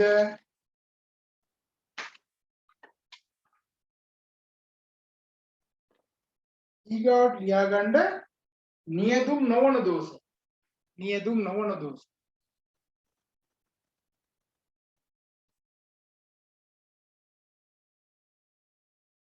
දැන් නියදුම් නොවන දෝෂ කියලා කියන්නේ කවුරු හරි මේ ගත්ත තොරතුරු වාර්තා කරන්න යද්දි මේ 435 ඉව දිනවා 453 කියලා නේ 425 කවුරු හරි දිනවා 452 මේ විදිහට දත්ත වර්ධින්න පුළුවන්ද බැයිද පුළුවන් වගුගත කරනකොට වර්ධිනවා වාර්තා කරනකොට වර්ධිනවා නේද ඒවා එකතු කරනකොට වර්ධිනවා එහෙම ඒවා තියෙනවනේ ඒවට අපි කියන්නේ නියදුම් දෝෂ කියලා. ඇත්තටම ඒකේ වැරද්ද සිද්ධ වෙලා තියෙන්නේ. එතන නෙවෙයිනේ. අපි මේවා ගත්ත දත්ත ටික හරියට එකතු කරගන්න බැරුවනේ වෙලා තියෙන්නේ. දැන් ඔයාලට මම විභාගයට හරියටම තොරතුරු ටික දුන්නාට පස්සේ ඒක වගුගත කරලා උත්තරේ හරියට දාගන්න බැරුවොත් එහෙම එතන ඇත්තටම තියෙන නියදුම් නොවන දෝෂයක්. ඒතර ගානන්න දන්නාකම නෙවෙයි. හරියට එකතු කරගන්න බැරි කමක් තියෙනවා. දැන් ඉතින් හරියට එකතු කරගන්න තමයි ඔයාලට කැලලෙක්කුත් දෙන්නේ නේද? දැන් මේ වෙනකොට සයන්ටිෆික් කැලලෙක්කුත් සමහර අය අරන් තියෙන්නේ නේද? ඉස්සරහා ඉතින් ඔය සයන්ටිෆික් කැලලයක් කියම අරගෙන පාරේ බෑලා ඇති නිකන් ලොකු ගැම්මක් තියෙනවා. ඒ ගැම්මක් කියලා කියන්නේ ඉතින් දකින්න අයත් දන්නවා මෙයා ටිකක් ඇඩ්වාන්ස් මට්ටමේ පාඨමාලා හදාරන කෙනෙක් කියලා පිළිගන්න. නැත්නම් හැමෝම සයන්ටිෆික් කැලල එකක් පාවිච්චි කරන්නේ නැහැනේ. දැන් නම් ඉතින් අපි හැමදේටම ෆෝන් එක පාවිච්චි කරන්න උත්සාහ කරනවා. නමුත් එහෙම නෙවෙයි. ෆෝන් එක පාවිච්චි කරන්න බැරි අවස්ථා වුණ තරම් තියෙනවා. ඉතින් ඕක පැත්තකින් තියලා සයන්ටිෆික් කැලල එකකින් පාවිච්චි කරනේම දැන් ඔයාලා සමහරවල් බලනවා බැංකුවේ මෙහෙම අපේ මුණු දිහා බලන් ගහන කකරා කරනවා. එච්චරට හුරු වෙලා තියෙන්නේ කැලේ. ඉතින් ඒ වගේ ස්පීඩ් හදාගන්න. ඒක අර අපි කියන්නේ ශ්‍රම විභජනයත් එක්ක සිද්ධ වෙන එක. විශේෂීකරණයට ලක් වෙච්ච එක. නමුත් ඒවත් අපි දැන් පාවිච්චි කරන්න ඕනේ සයන්ටිෆික් කැලල එකක්. ඒවා පාවිච්චි කරන විදිහ ගණනීය එකතු කිරීම මේවා අපි කරන්න ඕනේ. එතකොට ඒවා එකතු කරන්න යද්දි වෙන්න පුළුවන් වැරදි වලට අපි කියනවා මොකද්ද නියදුම් නොවන දෝෂ කියලා. එතකොට ඒකේ වැරද්දක් මත දැන් ඔයාලා අර රීකරෙක්ෂන් දාන්නේ A level O level රීකරෙක්ෂන් දානව නේද? දැන් ඔයාලගේ උත්තර පත්‍රයේ මේ ඉස්සරහා පිටුවේ දාලා තියෙනවා පළවෙනි ප්‍රශ්නෙට දෙවෙනි ප්‍රශ්නෙට තුන්වෙනි ප්‍රශ්නේ හතර පහ ඔය වගේ එකතු කරලා මුළු ලකුණු ප්‍රමාණය. ඊට පස්සේ මේකේ දෙවෙනි කොටසට නම් ඕක පළවෙනි කොටසට නම් ඔහොම කියලා ඔහම දාලා තියෙනවා. ඒක liver සමස්ත ලකුණු ප්‍රමාණය කීයද කියලා මෙහෙම ලකුණු කරන්න තියෙනවා. දැන් මේකෙදි මේවා එකතු කරනකොට තමයි සිද්ධ වෙන්න වැරදි පුළුවන් ගොඩක් වෙලාවට. දැන් හිතනවා කෙනෙකුට තියෙන ලකුණු 83ක් තියෙනවා. හැබැයි වැරදිලා එකතු කිරීමේදී මෙයාට සංඛ්‍යා දෙකම වුණා 38ක් කියලා දාලා. දැන් අවසාන උත්තරේ ලකුණු 38යි AB දාන කෙනා මෙයා බැලුවා මෙයාට S එකක් තියෙනවා. එතකොට මෙයා බලාපොරොත්තු වෙන්නේ කිය ඒකක් හැබැයි මෙයාට ඇවිල්ලා තියෙන S එකක්. එතකොට මෙයා රීකරෙක්ෂන් දානකොට ඉස්සෙල්ලාම බලන්න මෙන්න මේ ලකුණු ටික බලන්න. එතකොට මෙන්න මේ මෙතනදී වෙන්න පුළුවන් වැඩි තමයි මේක. හරි ඊට පස්සේ S එකේ ඒක වෙලා එනවා. මෙතනින් පස්සේ නම් ඇත්තටම හොයනවා අඩුයි. දැන් ඔයාලා හිතනවා ඔය පේපර් එක ආපහු මුලින්ම බලනවා කියලා. එහෙම බලන ප්‍රමාණය ටිකක් අඩුයි. එක්කෙත් නෑ චුට්ටක් බලනවා. නමුත් ඉස්සෙල්ලාම බලන්න මේ ගණිතමය වශයෙන් සිද්ධ වෙච්ච වැඩි තමයි මූලිකත්වය දෙන්නේ. ඊට පස්සේ අතුලේ බලලා බලද්දී අතුලේදී එහෙම වෙන්නත් පුළුවන්. දැන් ඉතිහාසය තුල එහෙම රීකරෙක්ෂන් දාපුවාම ප්‍රතිඵල චේන්ජ් වෙච්ච ඒවා ඕන තරම් තියෙනවා. නැත්තේ නෑ. අපි හදිස්සියට මොකද පේපර් බලන අයට දෙන්නේ රුපියල් 20යි 25යි 30යි දෙන්නේ. පේපර් එකට එහෙම දෙන්නේ. එතකොට උත්සාහ කරනවා ගුරුවරු දවසක වැඩි පේපර් ප්‍රමාණයක් බලලා කීයක් හරි වැඩිපුර හොයාගන්න. ඉතින් මට මතකයි ඔය එක විභාග මධ්‍යස්ථානික ගුරුවරයෙක් ඉතින් පේපර් දෙන ප්‍රමාණය ටක් ගාලා බලනවා. පස්සේ අන්තිමේදී සලාධිපති සෙක්ෂන් එකේ ප්‍රධානියා කතා කරලා පේපර් දෙන එක නතර කරා. මෙච්චරයි දෙන්නවා ඊට වැඩි දෙන්නේ නැහැ කියලා. එහෙම වුණාම උඩින් පල්ලෙන් උත් එක්ක බලන්න ගන්නවා. නේද? එයාට ඕන කරන ප්‍රමාණය එයා ටාගට් එක තියෙන්නේ. ඒතකොට එහෙම නැතුව අර ගුණාත්මක භාවයෙන් යුක්තව ඒ බලලා යම් කිසි වටපක් තීරණය කරන එකකුත් තියෙනවා. ඒ නිසා අපි කියන්නේ පේපර් බලනකොට වගේ ඒ වගේ පේපර් එකකට මෙච්චර ගාණක් කියලා ගියාට පස්සේ ඒක අර ගුණාත්මක භාවයේ සමහර තැන්වලදී හැලෙනවා. ඒක නොකරත් බෑ. එහෙම නොවුනොත් වෙන සමහර ගුරුවරු එකක් දෙකක් අල්ලගෙන ඔහේ ඉන්නවා. මොකද්ද? නේද? ඒක දවසකට යම් ප්‍රමාණයක් දෙනවා. ඒ ප්‍රමාණය බලන්න ඕනේ. මෙන්න මේවදී මෙන්න මේ කියන කරුණු කාරණා සිද්ධ වෙන්න පුළුවන්. එහෙනම් ඔය රීකරෙක්ෂන් එක හරහා සිද්ධ වෙන්නේ මොකද්ද? නියදුම් නොවන දෝෂ. මේව ලියාගන්න. දත්ත ලබා ගැනීම කමා වාර්තා කිරීම හෝ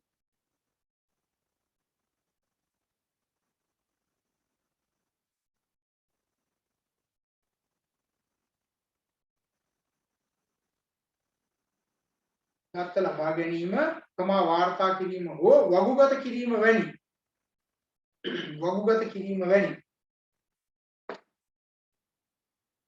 කාර්යයන් වලදී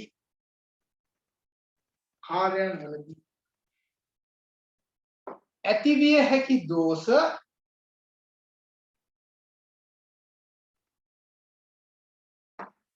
නියදුම් නොවන දෝෂ වේ.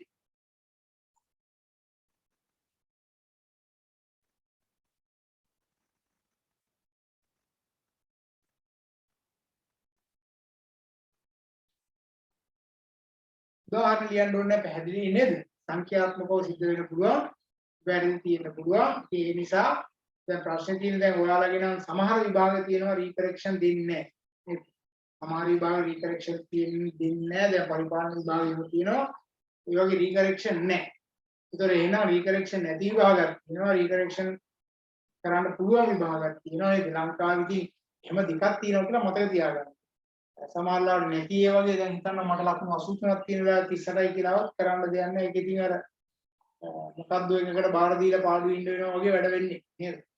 එහෙම වෙච්ච වෙලාවල් නම් තියෙනවා. ඉතින් ලෝකේ මොනවාම නෙවෙයිනේ. මේ සම්භාවිතාත්මකව එහෙම විය හැකි. right. ඊගොල්ලෝ කියන සංගහන රාමු.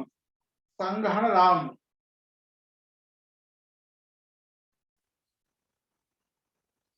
සංගහන රාමු.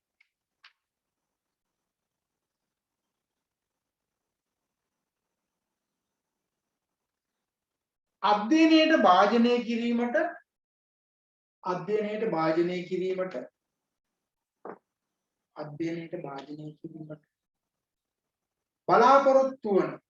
බලාපොරොත්තු වන සියලුම ඒකක වලින් යුත්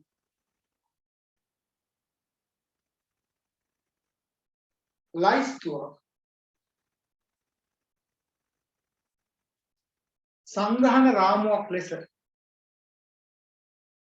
සංගහන රාමුවක් ලෙස හඳුන්වයි.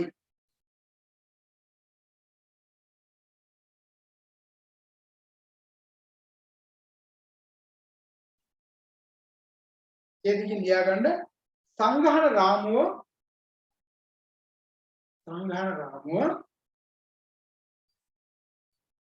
සංගහනයේ සියලුම ඒකකයන් අඩංගු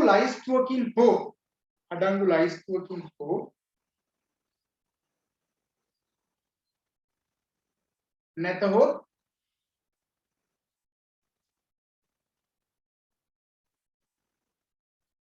සංගහනයේ ඕනෑම ඒකකයක්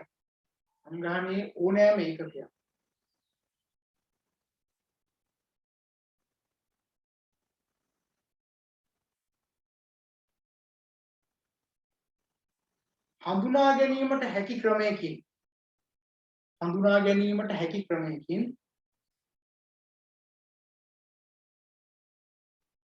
සමන්විත විය යුතුය.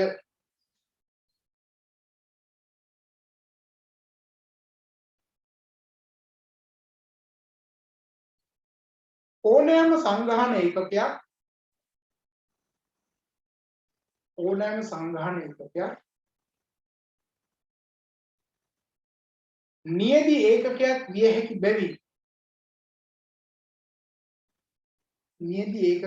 හැකි බැවින්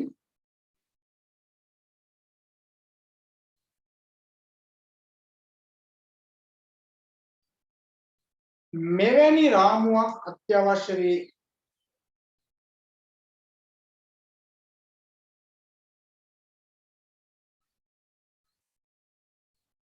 සංගහන රාමුව සෑම විටම සම්පූර්ණ විය යුතුයි.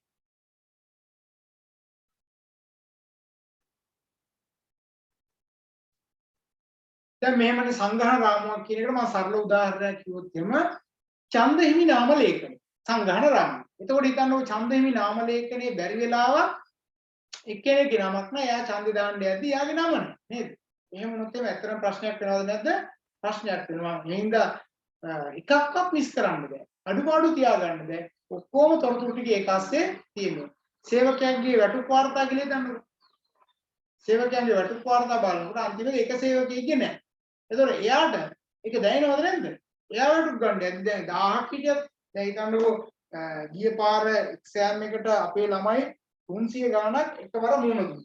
දැන් 400 කිට් වෙන්න ළමයි හිටියා. HRN ඩිප්ලෝමා එකේ. දැන් ඔය රිසර්ච් ඔක්කොගෙම අවුට් කරද්දී එක ළමයෙක් නැති වෙලා තිබ්බොත් නේද?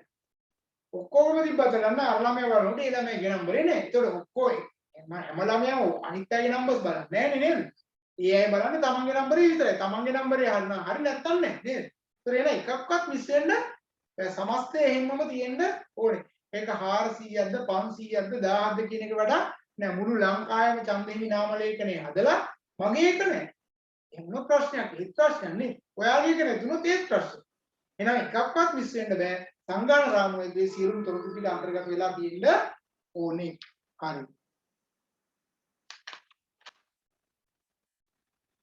ලියාගන්න ඊගායට සමීක්ෂණය හා පරීක්ෂණ.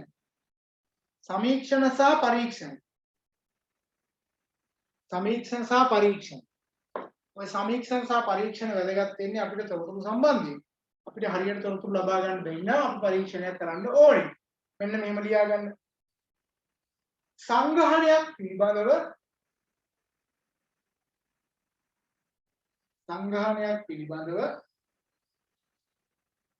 තොරතුරු ලබා ගැනීම සඳහා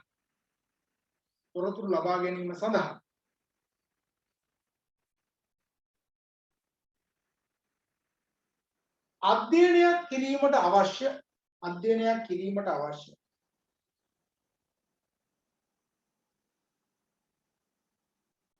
අභ්‍යන්තර හෝ බාහිර දත්ත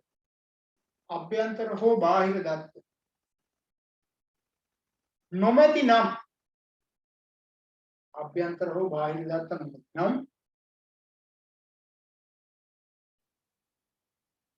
හෝ ඒවා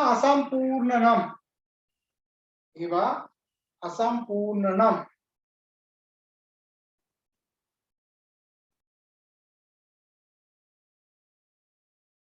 එවිට අදාළ දත්ත ලබා ගැනීම සඳහා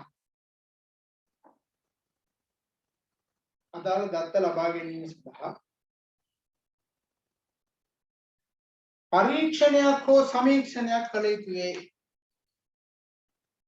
එහෙම නැත්නම් පරීක්ෂණය හා සමීක්ෂණය සිදු කරයි කියලා දාන්න. කළ යුතුයි කියන එකට අදහස් වෙන ගැටලුවක් නැහැ.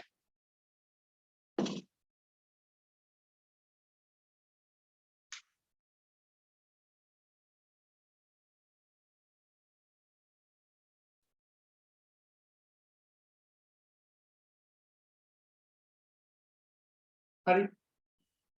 ඒ කියන්නේ අපිට නිවැරදි තොරතුරු නැත්තම් බාහිරත් නැත්තම් ප්‍රාථමික තොරතුරු නැත්තම් ඒවා අසම්පූර්ණ නම් අපිට අනිවාර්යයෙන්ම සමීක්ෂණයක් කරන්න වෙනවා. දැන් ওই සමීක්ෂණ වාර්තා කියලා තියෙන්නේ ජනාධිපති වාර්තා, අගමැති, ඒ වගේ විවිධ මට්ටමේ සමීක්ෂණ වාර්තා ගන්න නේද? රයිට්. ලියා ගන්න මෙහෙම ඊගායක සංඛ්‍යාන සමීක්ෂණය. සංඛ්‍යාන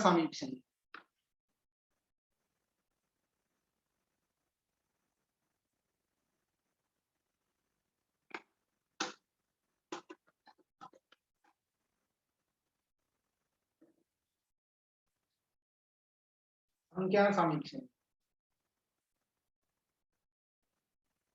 ලියන්න මෙහෙම අධ්‍යයනයකදී සැලකිල්ලට භාජනය කරනු ලබන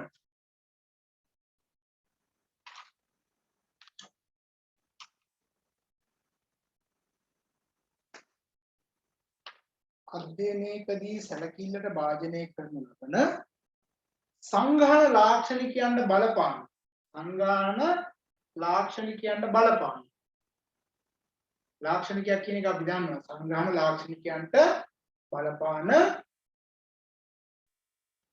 අනෙකුත් සාධක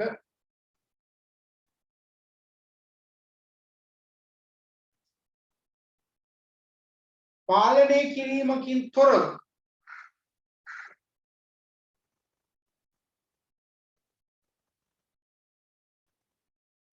වරහන් ලියන බොහෝ විට පාලනය කළ නොහැකි අවස්ථාවල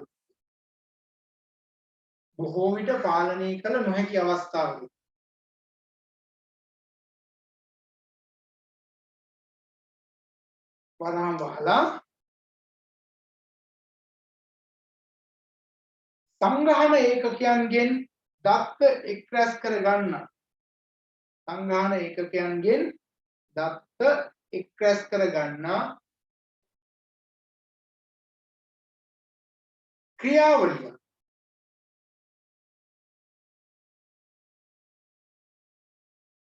සංඛ්‍යාන සමීක්ෂණයක් යනුවෙන් හඳුන්වයි.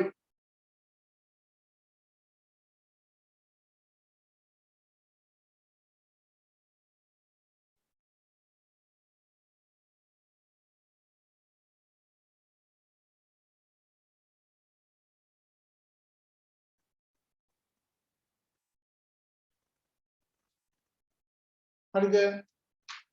ඔය සංඛ්‍යාන සමීක්ෂණයකදී තමයි ඔයාලගෙන් ඔය දැන් හිතන්නකෝ අපේ ආයතනයේට අපිට කතා කරලා තෘතීක වෘත්ති අධ්‍යාපන කොමිෂන් සභාවෙන් අපෙන් තොරතුරු ඉල්ලනවා. ගිය අවුරුද්දේ අපේ ළමයි කී දෙනෙක් ඉගෙන ගත්තද? කී දෙනෙක් ඇප්ලිකේෂන් දැම්මද?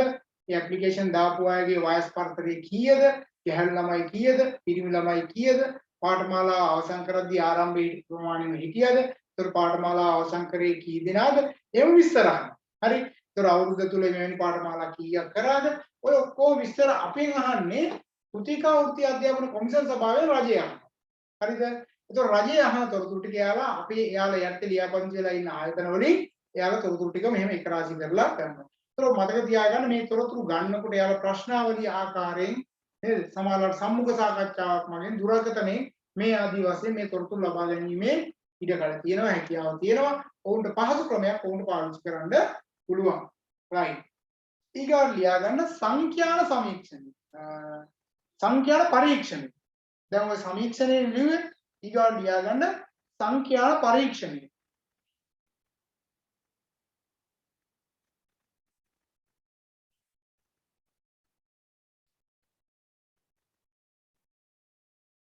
දැන් සමීක්ෂණයේදී සමහර දේවල් පිළිබඳව පාලනයට ලක් කරන්න බෑ කිව්වනේ.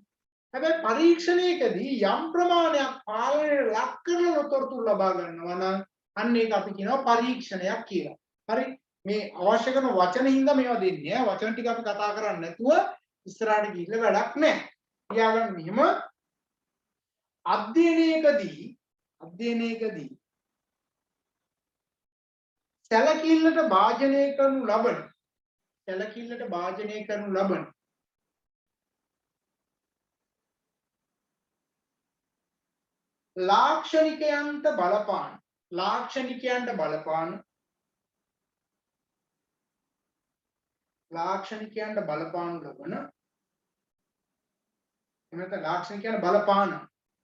ලාක්ෂණිකයන්ට බලපාන අනෙකුත් සාධක සියල්ලම හෝ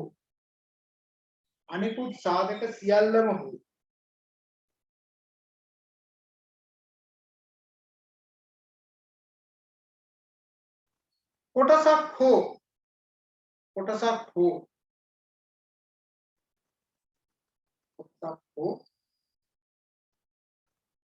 පාලනයට යටත් කර සංඝාන ඒකකයන්ගෙන් දත්ත රැස් කර ගන්න ක්‍රියාවලිය.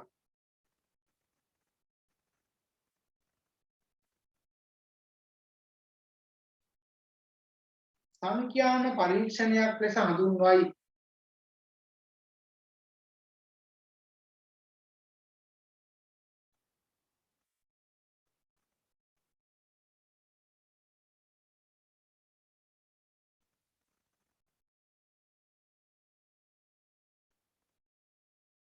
දැන් මෙහෙම හිතන්නකෝ. දැන් ඔයාලගේ මේ හයි ඩිප්ලෝමා පාඨමාලාව අවුරුදු 2ක් තුල අවසන් කරේ. හරිද? අවසන් කරලා මේ පාඨමාලාවේ සාර්ථකත්වය බලන්න යනකොට මේ පාඨමාලාවේ සාර්ථකත්වය ගැන කතා කරද්දී ඇත්තටම අපි බලන්නේ මොනවද? ඔයාලට මේ විෂය කරුණු කාරණා ඔයා දන්නවද නැද්ද නේද? ඒක විභාගයක් කියලා හරි සම්මුඛව සාකච්ඡා කරලා හරි ප්‍රායෝගිකව ක්‍රියාකාරකම් දීලා හරි අපිට චෙක් කරලා බලන්න පුළුවන්. හැබැයි ඕකත් එක්ක ඔය ලාක්ෂණිකය ඔයාගේට බලපාන අනෙකුත් සාධක තියෙනවා. මොනවද අනෙකුත් සාධක? ඔයාගේ වයස. ඔයාගේ වයස මේකට බලපාන. ලිංගිකත්වය ස්ත්‍රී පුරුෂ භාවයත් මේකට බලපානවා. එතකොට ඔයාගේ වෙනත් අධ්‍යාපන මට්ටම් නේද? ඔයාගේ පෞල් පසුබිම, ඔයාගේ ජාතිකත්වය නේද? මේ ආදී කරුණු කාරණා මේ පාඨමාලාව සාර්ථකව පවත්වාගෙන ගිය කෙනෙක් විදිහට චෙක් කරනකොට ඇත්තටම බලපානවද නැද්ද? ආර්ථික පසුබිම බලපානවා නේද? මොකද ඒ වගේ දුෂ්කරතාවයන් එක්ක ඉගෙන ගන්නකොට සහ සාමාන්‍යම දුෂ්කරතාවයන්ගෙන් තොරව ඉගෙන ගන්නකොට මේවා දැනෙන හැඟෙන විදිය වෙනස්. ස්ත්‍රී පුරුෂ භාවයත් එක්ක වෙනස්, සමාජ පසුබිමත් එක්ක වෙනස්, සංස්කෘතියත් එක්ක වෙනස්. දැන් ඔයාලා දන්නවා අපිත් එක්ක ඉන්න අය ගත්තට පස්සේ සිංහල අය ඉන්නවා, මුස්ලිම් අය ඉන්නවා, දෙමළ අය බොගයත් ඉන්නවා. හැම ජාතිකයෙක්ම මේක අස්සේ ඉන්නවා, හැම ආගමකම ඉන්න අය මේක අස්සේ ඉන්නවා. ඒතොර එකිනෙකා ඒවා ඉගෙන ගන්නකොට අවසානයේ උන්ට යම් යම් බලපෑම් කරනවා. දැන් සමහර අය ඉගෙනගෙන නේද? අවසානයේ රැකියාව කරන්න ගියාට පස්සේ ආගමික වශයෙන් උන්ට ඒවා බලපානවා රැකියාව කරනවා. දැන් ඔයාලා දන්නවනේ අර මුස්ලිම් ආගමේ අය පොලි ගන්න. ඒතොර පොලි ගෙවන බැංකුව වලට තමන්ගේ සල්ලි දාන්න නේ. එහෙම නැත්නම් සමහර අය සල්ලි දාලා තියෙන පොලිය ගන්න. එහෙම තියෙනවා. ඒතකොට අධ්‍යාපනය සඳහා එහෙම බලපාන කරුණු කාරණා පරිබාහිර කරුණු කාරණා ගොඩාක් තියෙන්න පුළුවන්. ඒවා සැලකිල්ලට අරගෙන ඒකෙම තොරතුරු ගන්නවා නම් අන්න ඒකට අපි කියන මොකද්ද? පරීක්ෂණයක් කියලා. සංඛ්‍යා පරීක්ෂණයක් කියලා. හරි. ලියාගන්න ඊගාවිත දත්ත ලබා ගැනීම. දත්ත ලබා ගැනීම ඕනේ. අපි දත්ත ප්‍රාථමික දත්ත ද්විතීයික දත්ත ගැන ලියුවනේ.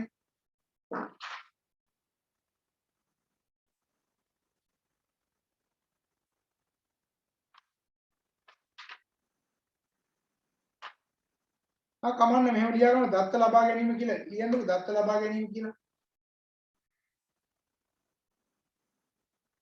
මාතෘකාව ලියන්නකො ඒකේ අස්සෙන් දෙන්න දත්ත ලබා ගැනීම කියලා data collection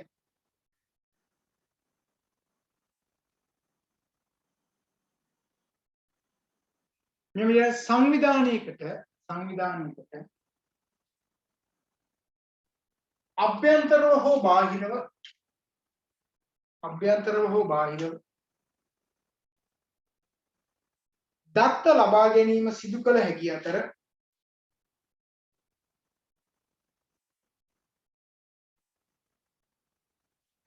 එම දත්ත ලබා ගැනීම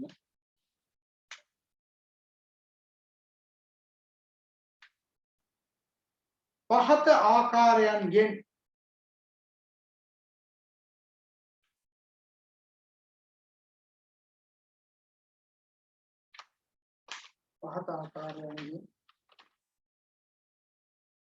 සිදු කරනු ලබයි.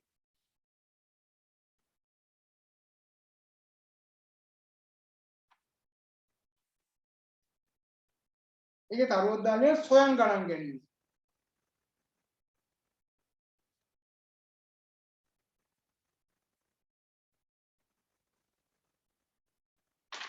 දැන් ඔය සොයන් ගණන් ගැනීම කියලා කියන්නේ මොකද්ද? ප්‍රශ්නාවලියක් හදලා ඒ ප්‍රශ්නාවලිය ඉදිරිපත් කරලා ඒකේ තොරතුරු ලබා ගන්න එක තමයි අපි කියන්නේ සොයන් ගණන් ගැනීම කියලා. දැන් ওই ප්‍රශ්නාවලිය සකස් කරනකොට ඒකේ තියෙන අර කෙටි ප්‍රශ්න බහුව වර්ණ ඒ වගේ ඒවා තමයි තියෙන්නේ. හිතලා ලියන ඒවා එහෙම නැහැ. ඔයා ටීවී බලනවද නැද්ද? බලන්න.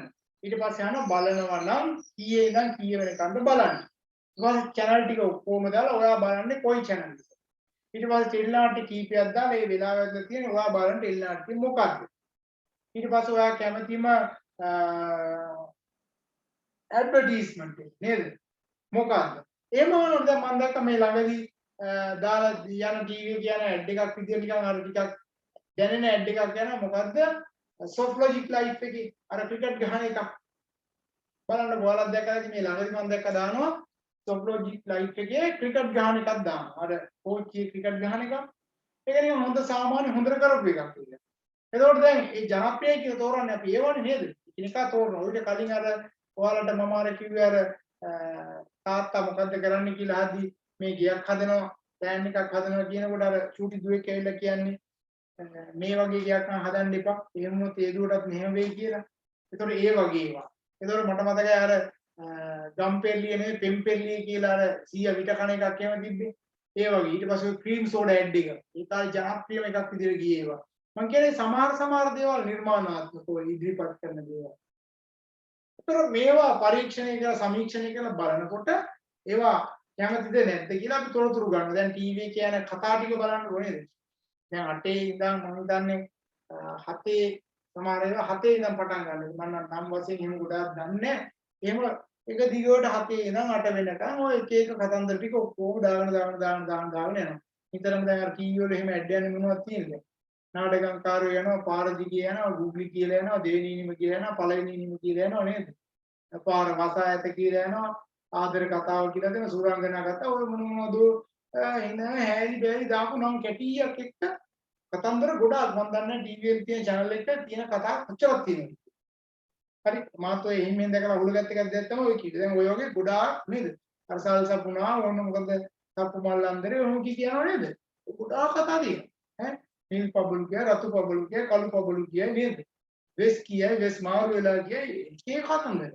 ඒතර මේ ඔක්කොමත් එක්ක මිනිස්සු කෝකටද වඩා කැමති කියලා හොයන්න වුණාම අපිට ඒ ඔක්කොගේ විස්තර ටික දෙන්න වෙනවා. ඒතකොට මේ විස්තරත් එක්ක දීලා තමයි ඒතකොට ගන්න වෙන්නේ. ඒතකොට මිනිස්සු මතක තියාගන්න ප්‍රශ්නාවලිය සකස් කරනකොට හිතලා උත්තර ලියන ඒවා නෙවෙයි. ඒ වෙලාවට ටක් ගාලා ක්ලික් කරන්න පුළුවන් තමයි දෙන්නේ. ඒතකොට ප්‍රශ්නාවලිය සකස් කිරීම තුළින් කරනු ලබන ක්‍රියාවලියත් අපි මේක දැනගන්න ඕනේ. ලියා ගන්න ඒ කියන්නේ මේදී ප්‍රශ්නාවලියක් ඇසුරෙන්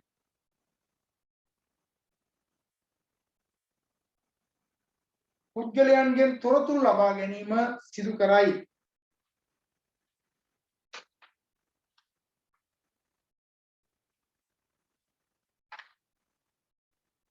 මේ ප්‍රශ්නාවලිය සකස් කිරීමේදීද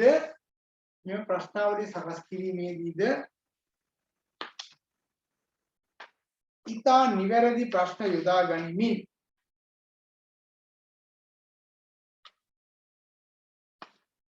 පහසුවෙන් කෙටි කාලයක් තුළ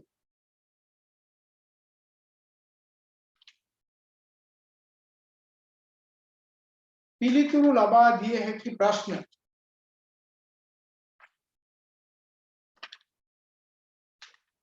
ගොනු කරමින්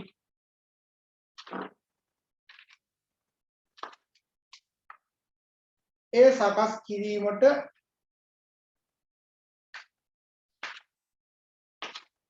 වග බලා ගත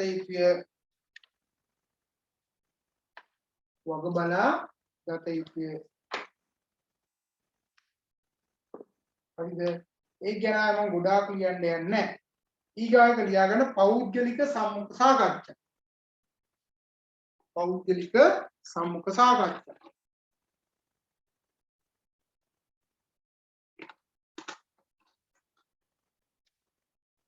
ඔයාලා දන්නවා තොරතුරු ලබා ගන්න ඕන නම් පෞද්ගලිකව සම්මුඛ සාකච්ඡා පවත්වන්න පුළුවන්. සම්මුඛ සාකච්ඡා පවත්වලා තොරතුරු ගන්න පුළුවන්.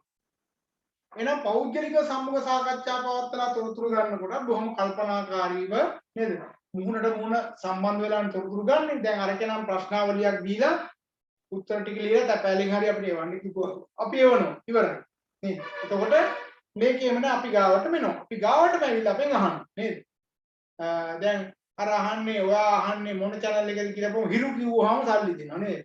හිරු කිව්වහම සල්ලි දෙනවා. එතකොට මොකක්ද සා කිව්වහම සල්ලි දෙනවා. නේද? මේ වගේ channel එක අහන channel එක උන අද රුපියල් 5000යි 2000යි කිය ඒ ඉන්න අයට සල්ලි දෙනවා නේද? හේතුව ඔයාලා දන්නවා මාධ්‍ය කියලා කියන්නේ විශාල මුදල් උපයීමේ සඳහා ක්‍රියාත්මක වන ක්‍රමවේදයක් නේ මාධ්‍ය හරහා ක්‍රියාත්මක වෙන්නේ. ඒකට මේ channel වලින් විශාල මුදල් අය කරනවා ඇඩ්වර්ටයිස්මන්ට් වලට එහෙම ඒ වලින් ගන්න සල්ලි තමයි මිනිස්සු අතර බෙදලා දීලා ඒතර වැඩි ප්‍රමාණයක් ඒක අහනවා කියලා පෙන්නපුවාම අය කරන ප්‍රමාණය වැඩි කරන්නත් පුළුවන්. ඒතර ඒ නිසා තමයි ඒවා ක්‍රියාත්මක කරන්නේ. ඔය සමීක්ෂණ නිරීක්ෂණ කටයුතු වලට විශේෂයෙන්ම අත තියාගෙන ස්ටැට් කරපු අය ඔය සමීක්ෂණ කටයුතු වල රැකියාව සඳහා ලබා බඳවන්නේ. ස්ටැට් කරපු අය මට මතකයි අපේ කාලෙත් ඔය කරපු සමහර අය ඊළේ සමීක්ෂණ කණ්ඩායම් එක්ක එකතු වෙලා සමීක්ෂණ කරනවා. ඒ විශ්වවිද්‍යාල කාලවල විශ්වවිද්‍යාල ශිෂ්‍යයෝ තමයි අඬ ගහගෙන යන්නේ ඔය පරීක්ෂණ කටයුතු සමීක්ෂණ කටයුතු වල රූපවාහිනී channel වල සබම් පාවිච්චි කරන ඒවා එක එක දේවල් වල තියෙනවනේ. දැන් සන්ලයිට් පාවිච්චි කරන ප්‍රමාණය පිළිබඳ අඩු වුණා නම් හරි වැඩි වුණා නම් හරි ඒක හොයලා බලන්න සමීක්ෂණ කරනවා.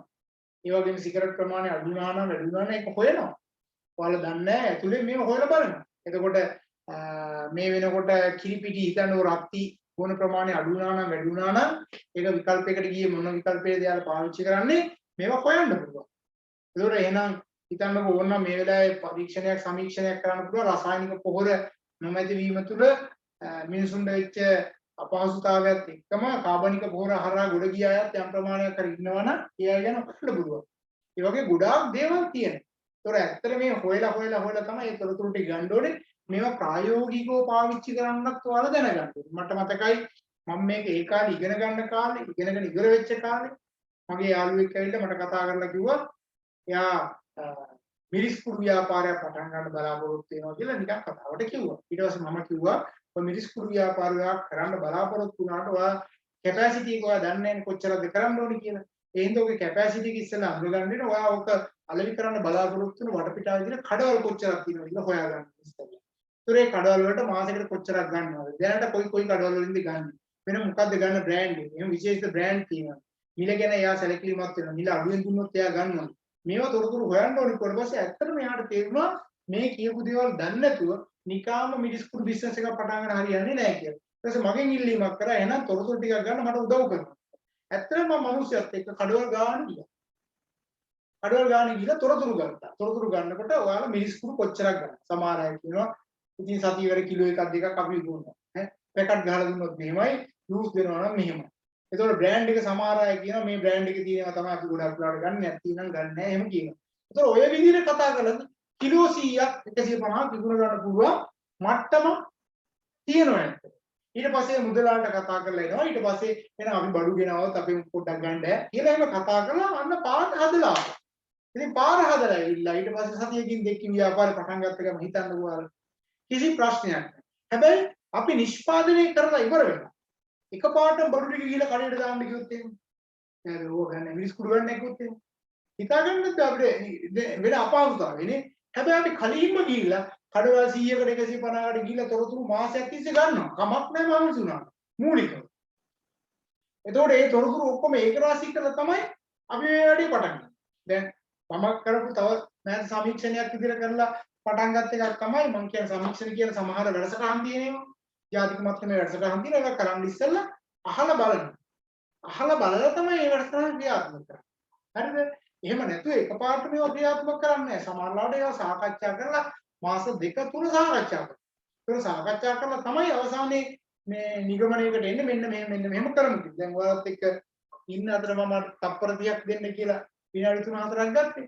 ඒ වගේ විශේෂිත කරුණු කාරණා ඉදිරියේදී ජාතික මට්ටමේ වැඩසටහනක් අපි කරන්න බලාපොරොත්තු වෙනවා. ඒතකොට ඒ සඳහා අවශ්‍ය වෙන තොරතුරු ඒක රාශී කරනවා. ඒතකොට තොරතුරු ඒක රාශී කරනකොට මේ වෙනකොට තාරුණ්‍යයේ තියෙන ප්‍රශ්න. එහෙම නැත්නම් ඔයාලට තියෙන ප්‍රශ්න. විරකියාව විසඳ ගන්න පුළුවන් ක්‍රමවේද මොනවද? හැමදාම දේශපාලඥයෙක්ට බැන බැන ඉන්නේ නැතුව ඔක විසඳ ගන්න පුළුවන් විකල්ප ක්‍රමවේද හොයන්න ඕනේ. ඒතර ඒවට ගැළපෙන දේවල් ටික හදන්න ඕනේ. මානසික මට්ටම ඔයාලගේ හදන්න ඕනේ. ඒතකොට මේ දේවල් එක තමයි ඉස්සරහට යන්න පුළුවන්. ඔයාලගේ මානසික මට්ටම හැදුවොත් රැකියාවක් නැතත් සමාජ ජීවත් වෙයි යහපත්. හැබැයි ඒක හැදුන්නේ නැත්තම් නේද? ඒක හැදුන්නේ නැත්තම් ලොකු ප්‍රශ්න නිර්මාණය වෙනවා සමාජය ඇතුළේ. ඒතර මෙන්න මේ වගේ කරුණු කාරණා පිළිබඳව තොරතුරු විමසන්න ඕනේ. ඒතර මේ සඳහා අවශ්‍ය කරන දේවල් ටික අපි ගන්න ඕනේ. මේ තොරතුරු ගන්නකොට අපිට සම්මුඛ පරීක්ෂණයකදී අපි මුහුණට මුහුණ ගිහිල්ලා ගන්නකොට හරියට ප්‍රශ්න අහන්න ඕනේ. එතකොට හැබැයි මේකේ තියෙන දේ තමයි ප්‍රශ්නාවලියක බොරු උත්තර ආවත් සම්මුඛ පරීක්ෂණයේ සමානලට බොරු උත්තර හම්බ වෙන්නේ නැහැ. විශ්වාසදායීත්වය වැඩි. විශ්වාසදායීත්වය වැඩි මේ සඳහා ගතවන කාලය වැඩි. ඒ වගේම පිරිවැය අධිකයි. දැන් ඔයාලා ගාවට එහෙම ඇවිල්ලා තොරතුරු ගත්තා ඉන්නවද? දැන් හොඳම රූපවාහිනී channel එක හොඳම නිවේදිකාව හොඳම නළුව හොඳම නිලිය සම්මාන දෙනවා. ඔයාලා ටීවී එකේ බලන්න. කාගෙන්ද ඇවිල්ලා ඇහුවා මෙයා හොඳම නළුවද නිලියද කියලා. අඩුම ගානේ ඔයාලගේ ඇහුවද? ඔයාලා ටීවී බලනවා අඩු ඇති කියලා මම හිතනවා නේද? ටීවී බලන ප්‍රමාණය අඩු ඇතිනේ. ඔයාලා සාමාන්‍ය මට්ටමේ මිනිස්සු බලන මට්ටමේ ටීවී බලන්නේ නැතුව ඇතිනේ. මොකද ටීවී වැඩිපුර බලනවා නම් ඔයා හොඳයි. ඒක දුප්පත් වීම සඳහා බලපාන සාධකයක්. ඔයාගේ මානසික මට්ටම පල්ලෙහා යාම සඳහා බලපාන සාධකයක්. ඔයාගේ දරිද්‍රතාවය සඳහා හීනමානය සඳහා හේතු වන සාධක තමයි ටීවී එක හරහා ගොඩාක් වෙලාවට අපිට දකින්න හම්බ වෙන්නේ. ඉතින් ඒ දේවල් තමයි ඔයාලට එක රාශි කරගන්න වෙන්නේ. ටීවී එකෙන් පැත්තකට තිබ්බොත් ඔය Facebook වගේ දේවල් පැත්තකින් තිබුණොත් එහෙම ඔයිට එහා ගිය ධනාත්මක දේවල් ඔයාලට ඒක රාශී කරගෙන ඔයාලට ඉදිරියට යන්න පුළුවන් කාලයක් එක්ක. right. ලියාගන්න ඊගායක පෞද්ගලික සම්මුඛ සාකච්ඡා. පෞද්ගලික සම්මුඛ සාකච්ඡා. පෞද්ගලික සම්මුඛ සාකච්ඡා.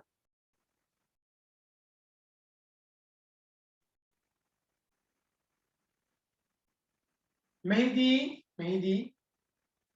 තොරතුරු ලබා ගැනීම සඳහා හඳුනාගත් පුද්ගලයන්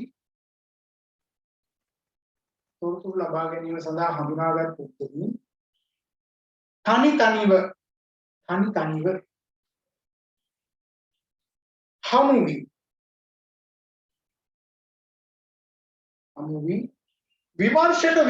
විමර්ශක විසින් ඔවුන්ගෙන් තොරතුරු ලබා ගනී.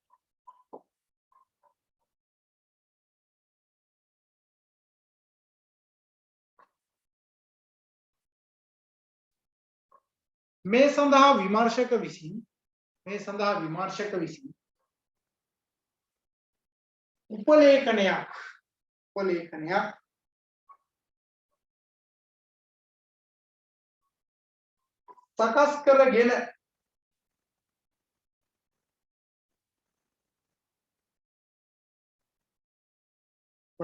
සකස් කරගෙන ඒ සඳහා යොමු විය යුතුය.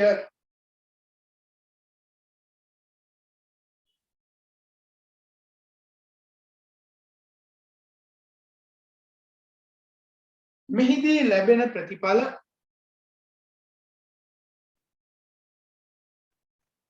ප්‍රශ්නාවලියකින් ලැබෙන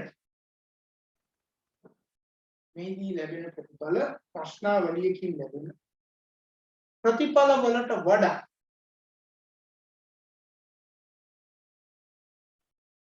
විශ්වාසදායීත්වයෙන් යුක්ත වේ.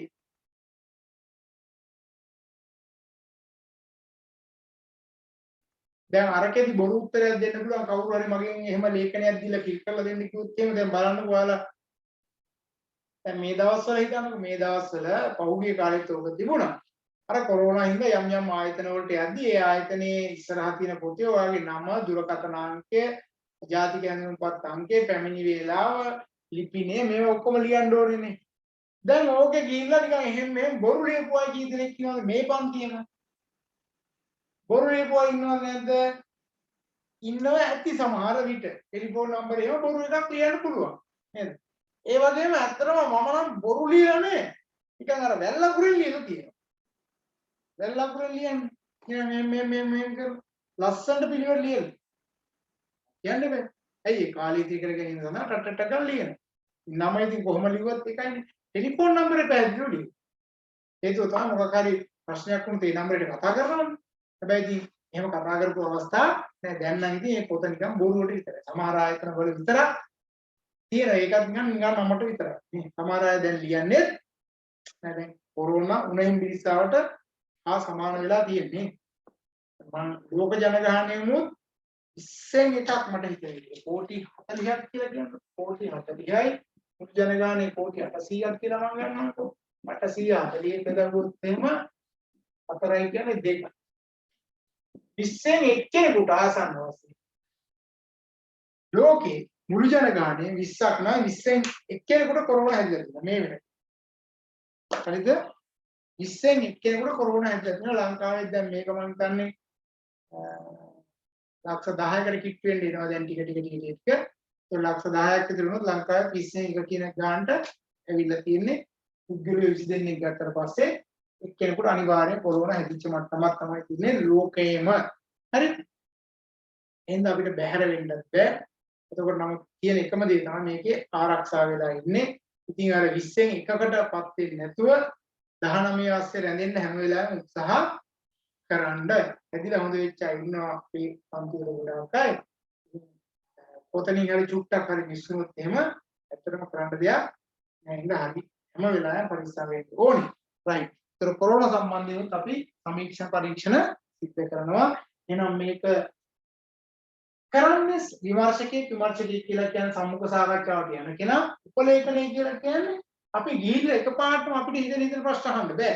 එහෙනම් අපි යම් කිසි ප්‍රශ්න ප්‍රමාණයක් අපි හදාගෙන යන්න ඕනේ. හදාගෙන ගිහිල්ලා තමයි අපි ඒක අහන්න ඕනේ. ඊගොඩ තව එක ක්‍රමයක් තියෙනවා. ඒක ලියාගන්න. දුරකථන සාකච්ඡා.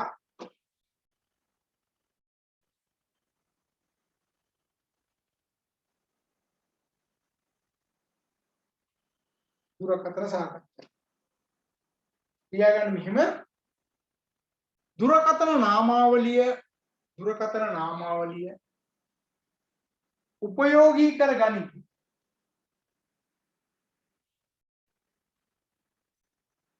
ඒ ඇසුරෙන්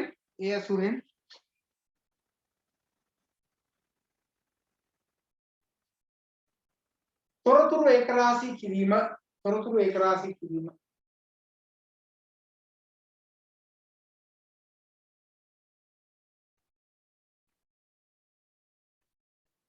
භූගෝලීය වශයෙන්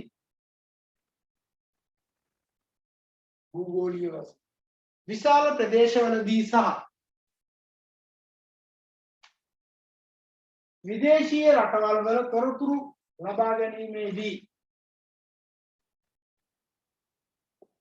මෙම ක්‍රමය ඉතා ප්‍රයෝජනවත් වේ.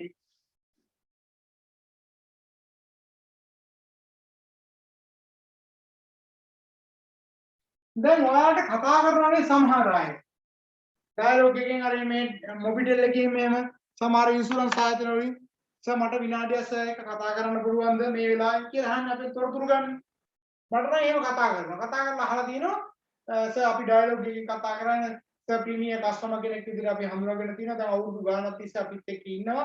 ඒ හින්දා සර්ට මේ මාසේ අපේ chance එකක් විදිහට gift එකක් විදිහට අපි සර්ට රවුටර් එකක් දෙන්න තීරණය කළා තියෙනවා. ඒ රවුටර් එක සාමාන්‍ය රුපියල් 7000ක් විතර එනවා. ඉතින් මේ මාසේ අපි සර්ට මේක 4000ට දෙන්නේ. ගෙදරටම ගෙනත් දෙනවා සර්. ගන්න කැමතිද කියලා අහනවා නේද? ඔයාලගෙනුත් එහෙම අහලා තියෙනවා. එහෙම නැත්නම් මේ 4GB එකක් හම්බ වෙනවා. 8GB අපිට රේට් හදෙනවා. මෙහෙම කියලා එක ඒවා කියනවා. ඒ බලන්නකෝ ෆෝන් එකෙන් තොරතුරු ගන්න විදිය. නේද? එතකොට දැන් එහෙම මගෙන් විනාඩියක් කතා කරන්න පුළුවන්ද කියලා අහපු ගමන් කියන මම නම් කියන මේ වෙලාවේ නම් බෑ. එක තමයි යා දිගටම කියන්නේ නේද? එයාගේ හිතට ප්‍රශ්නයක් වෙන්නේ නැහැ. තියෙන්න බෑ කියලා කිව්වම ඉවරයි. එතකොට දැන් සමහර අය කියන්න කියලා කණේ තියාගෙන ඉන්නවා. තමන්ගේ මේ කණ එකත් පැත්තකට තියාගෙන මේක අහගෙන. හරිය කියනවා. කිමගුලකුත් නෑ ඒක ගන්නෙත් නෑ මොකුත් නෑ. එහෙම කරන්න යන්න ඕනේ නෑ. ඉතින් මේකේ තියෙන ප්‍රශ්නේ තමයි සමහරලාට ඇත්තටම සමන් දෙන්න තියෙන පහසුව තමන් ඉන්න මට්ටම තේරුම් ගන්න බැරිකම වගේ තැන්වලදී ලබා දෙන පිළිතුරු පිළිබඳව අපිට සෑහීමකටපත් වෙන්න බැරි වෙන්න පුළුවන්. හරි. ඊගොඩ තරුවක් දාලා ලියා ගන්න පූර්ව පරීක්ෂාව.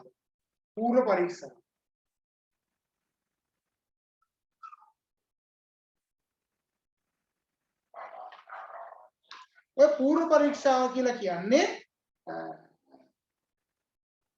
අපි සකස් කරන ප්‍රශ්නාවලිය මිනිස්සුන්ට ඉදිරිපත් කරන්න ඉස්සෙල්ලා කලින් තීරණය කරපු 10 දෙනෙකුට විතර දීලා බලනවා. මේකේ අඩුපාඩු මොනවද තියෙනවද කියලා. ඒතකොට මේ 10 දෙනාගෙන් අපිට හොයාගන්න. ඊට පස්සේ තමයි අපි සමාජයට ඉදිරිපත් කරන්නේ. එහෙම නැත්නම් එකපාරටම සමාජයට දාන්නේ නැහැ. ලියා ගන්න මෙහෙම පූර්ව පරීක්ෂාව යන්නේ ප්‍රශ්නාවලියක් සකස් කර එය ප්‍රථමයෙන්ම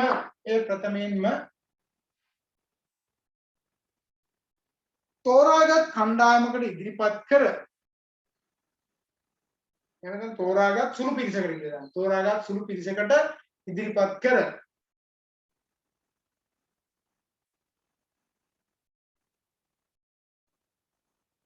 තොරතුරු ලබා ගැනීම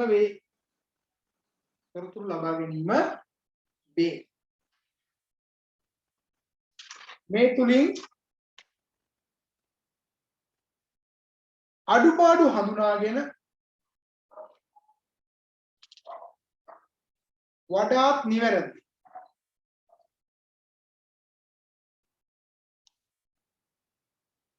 ප්‍රශ්නාවලියක් සකස් කර ගැනීමට හැකියාව ලැබේ.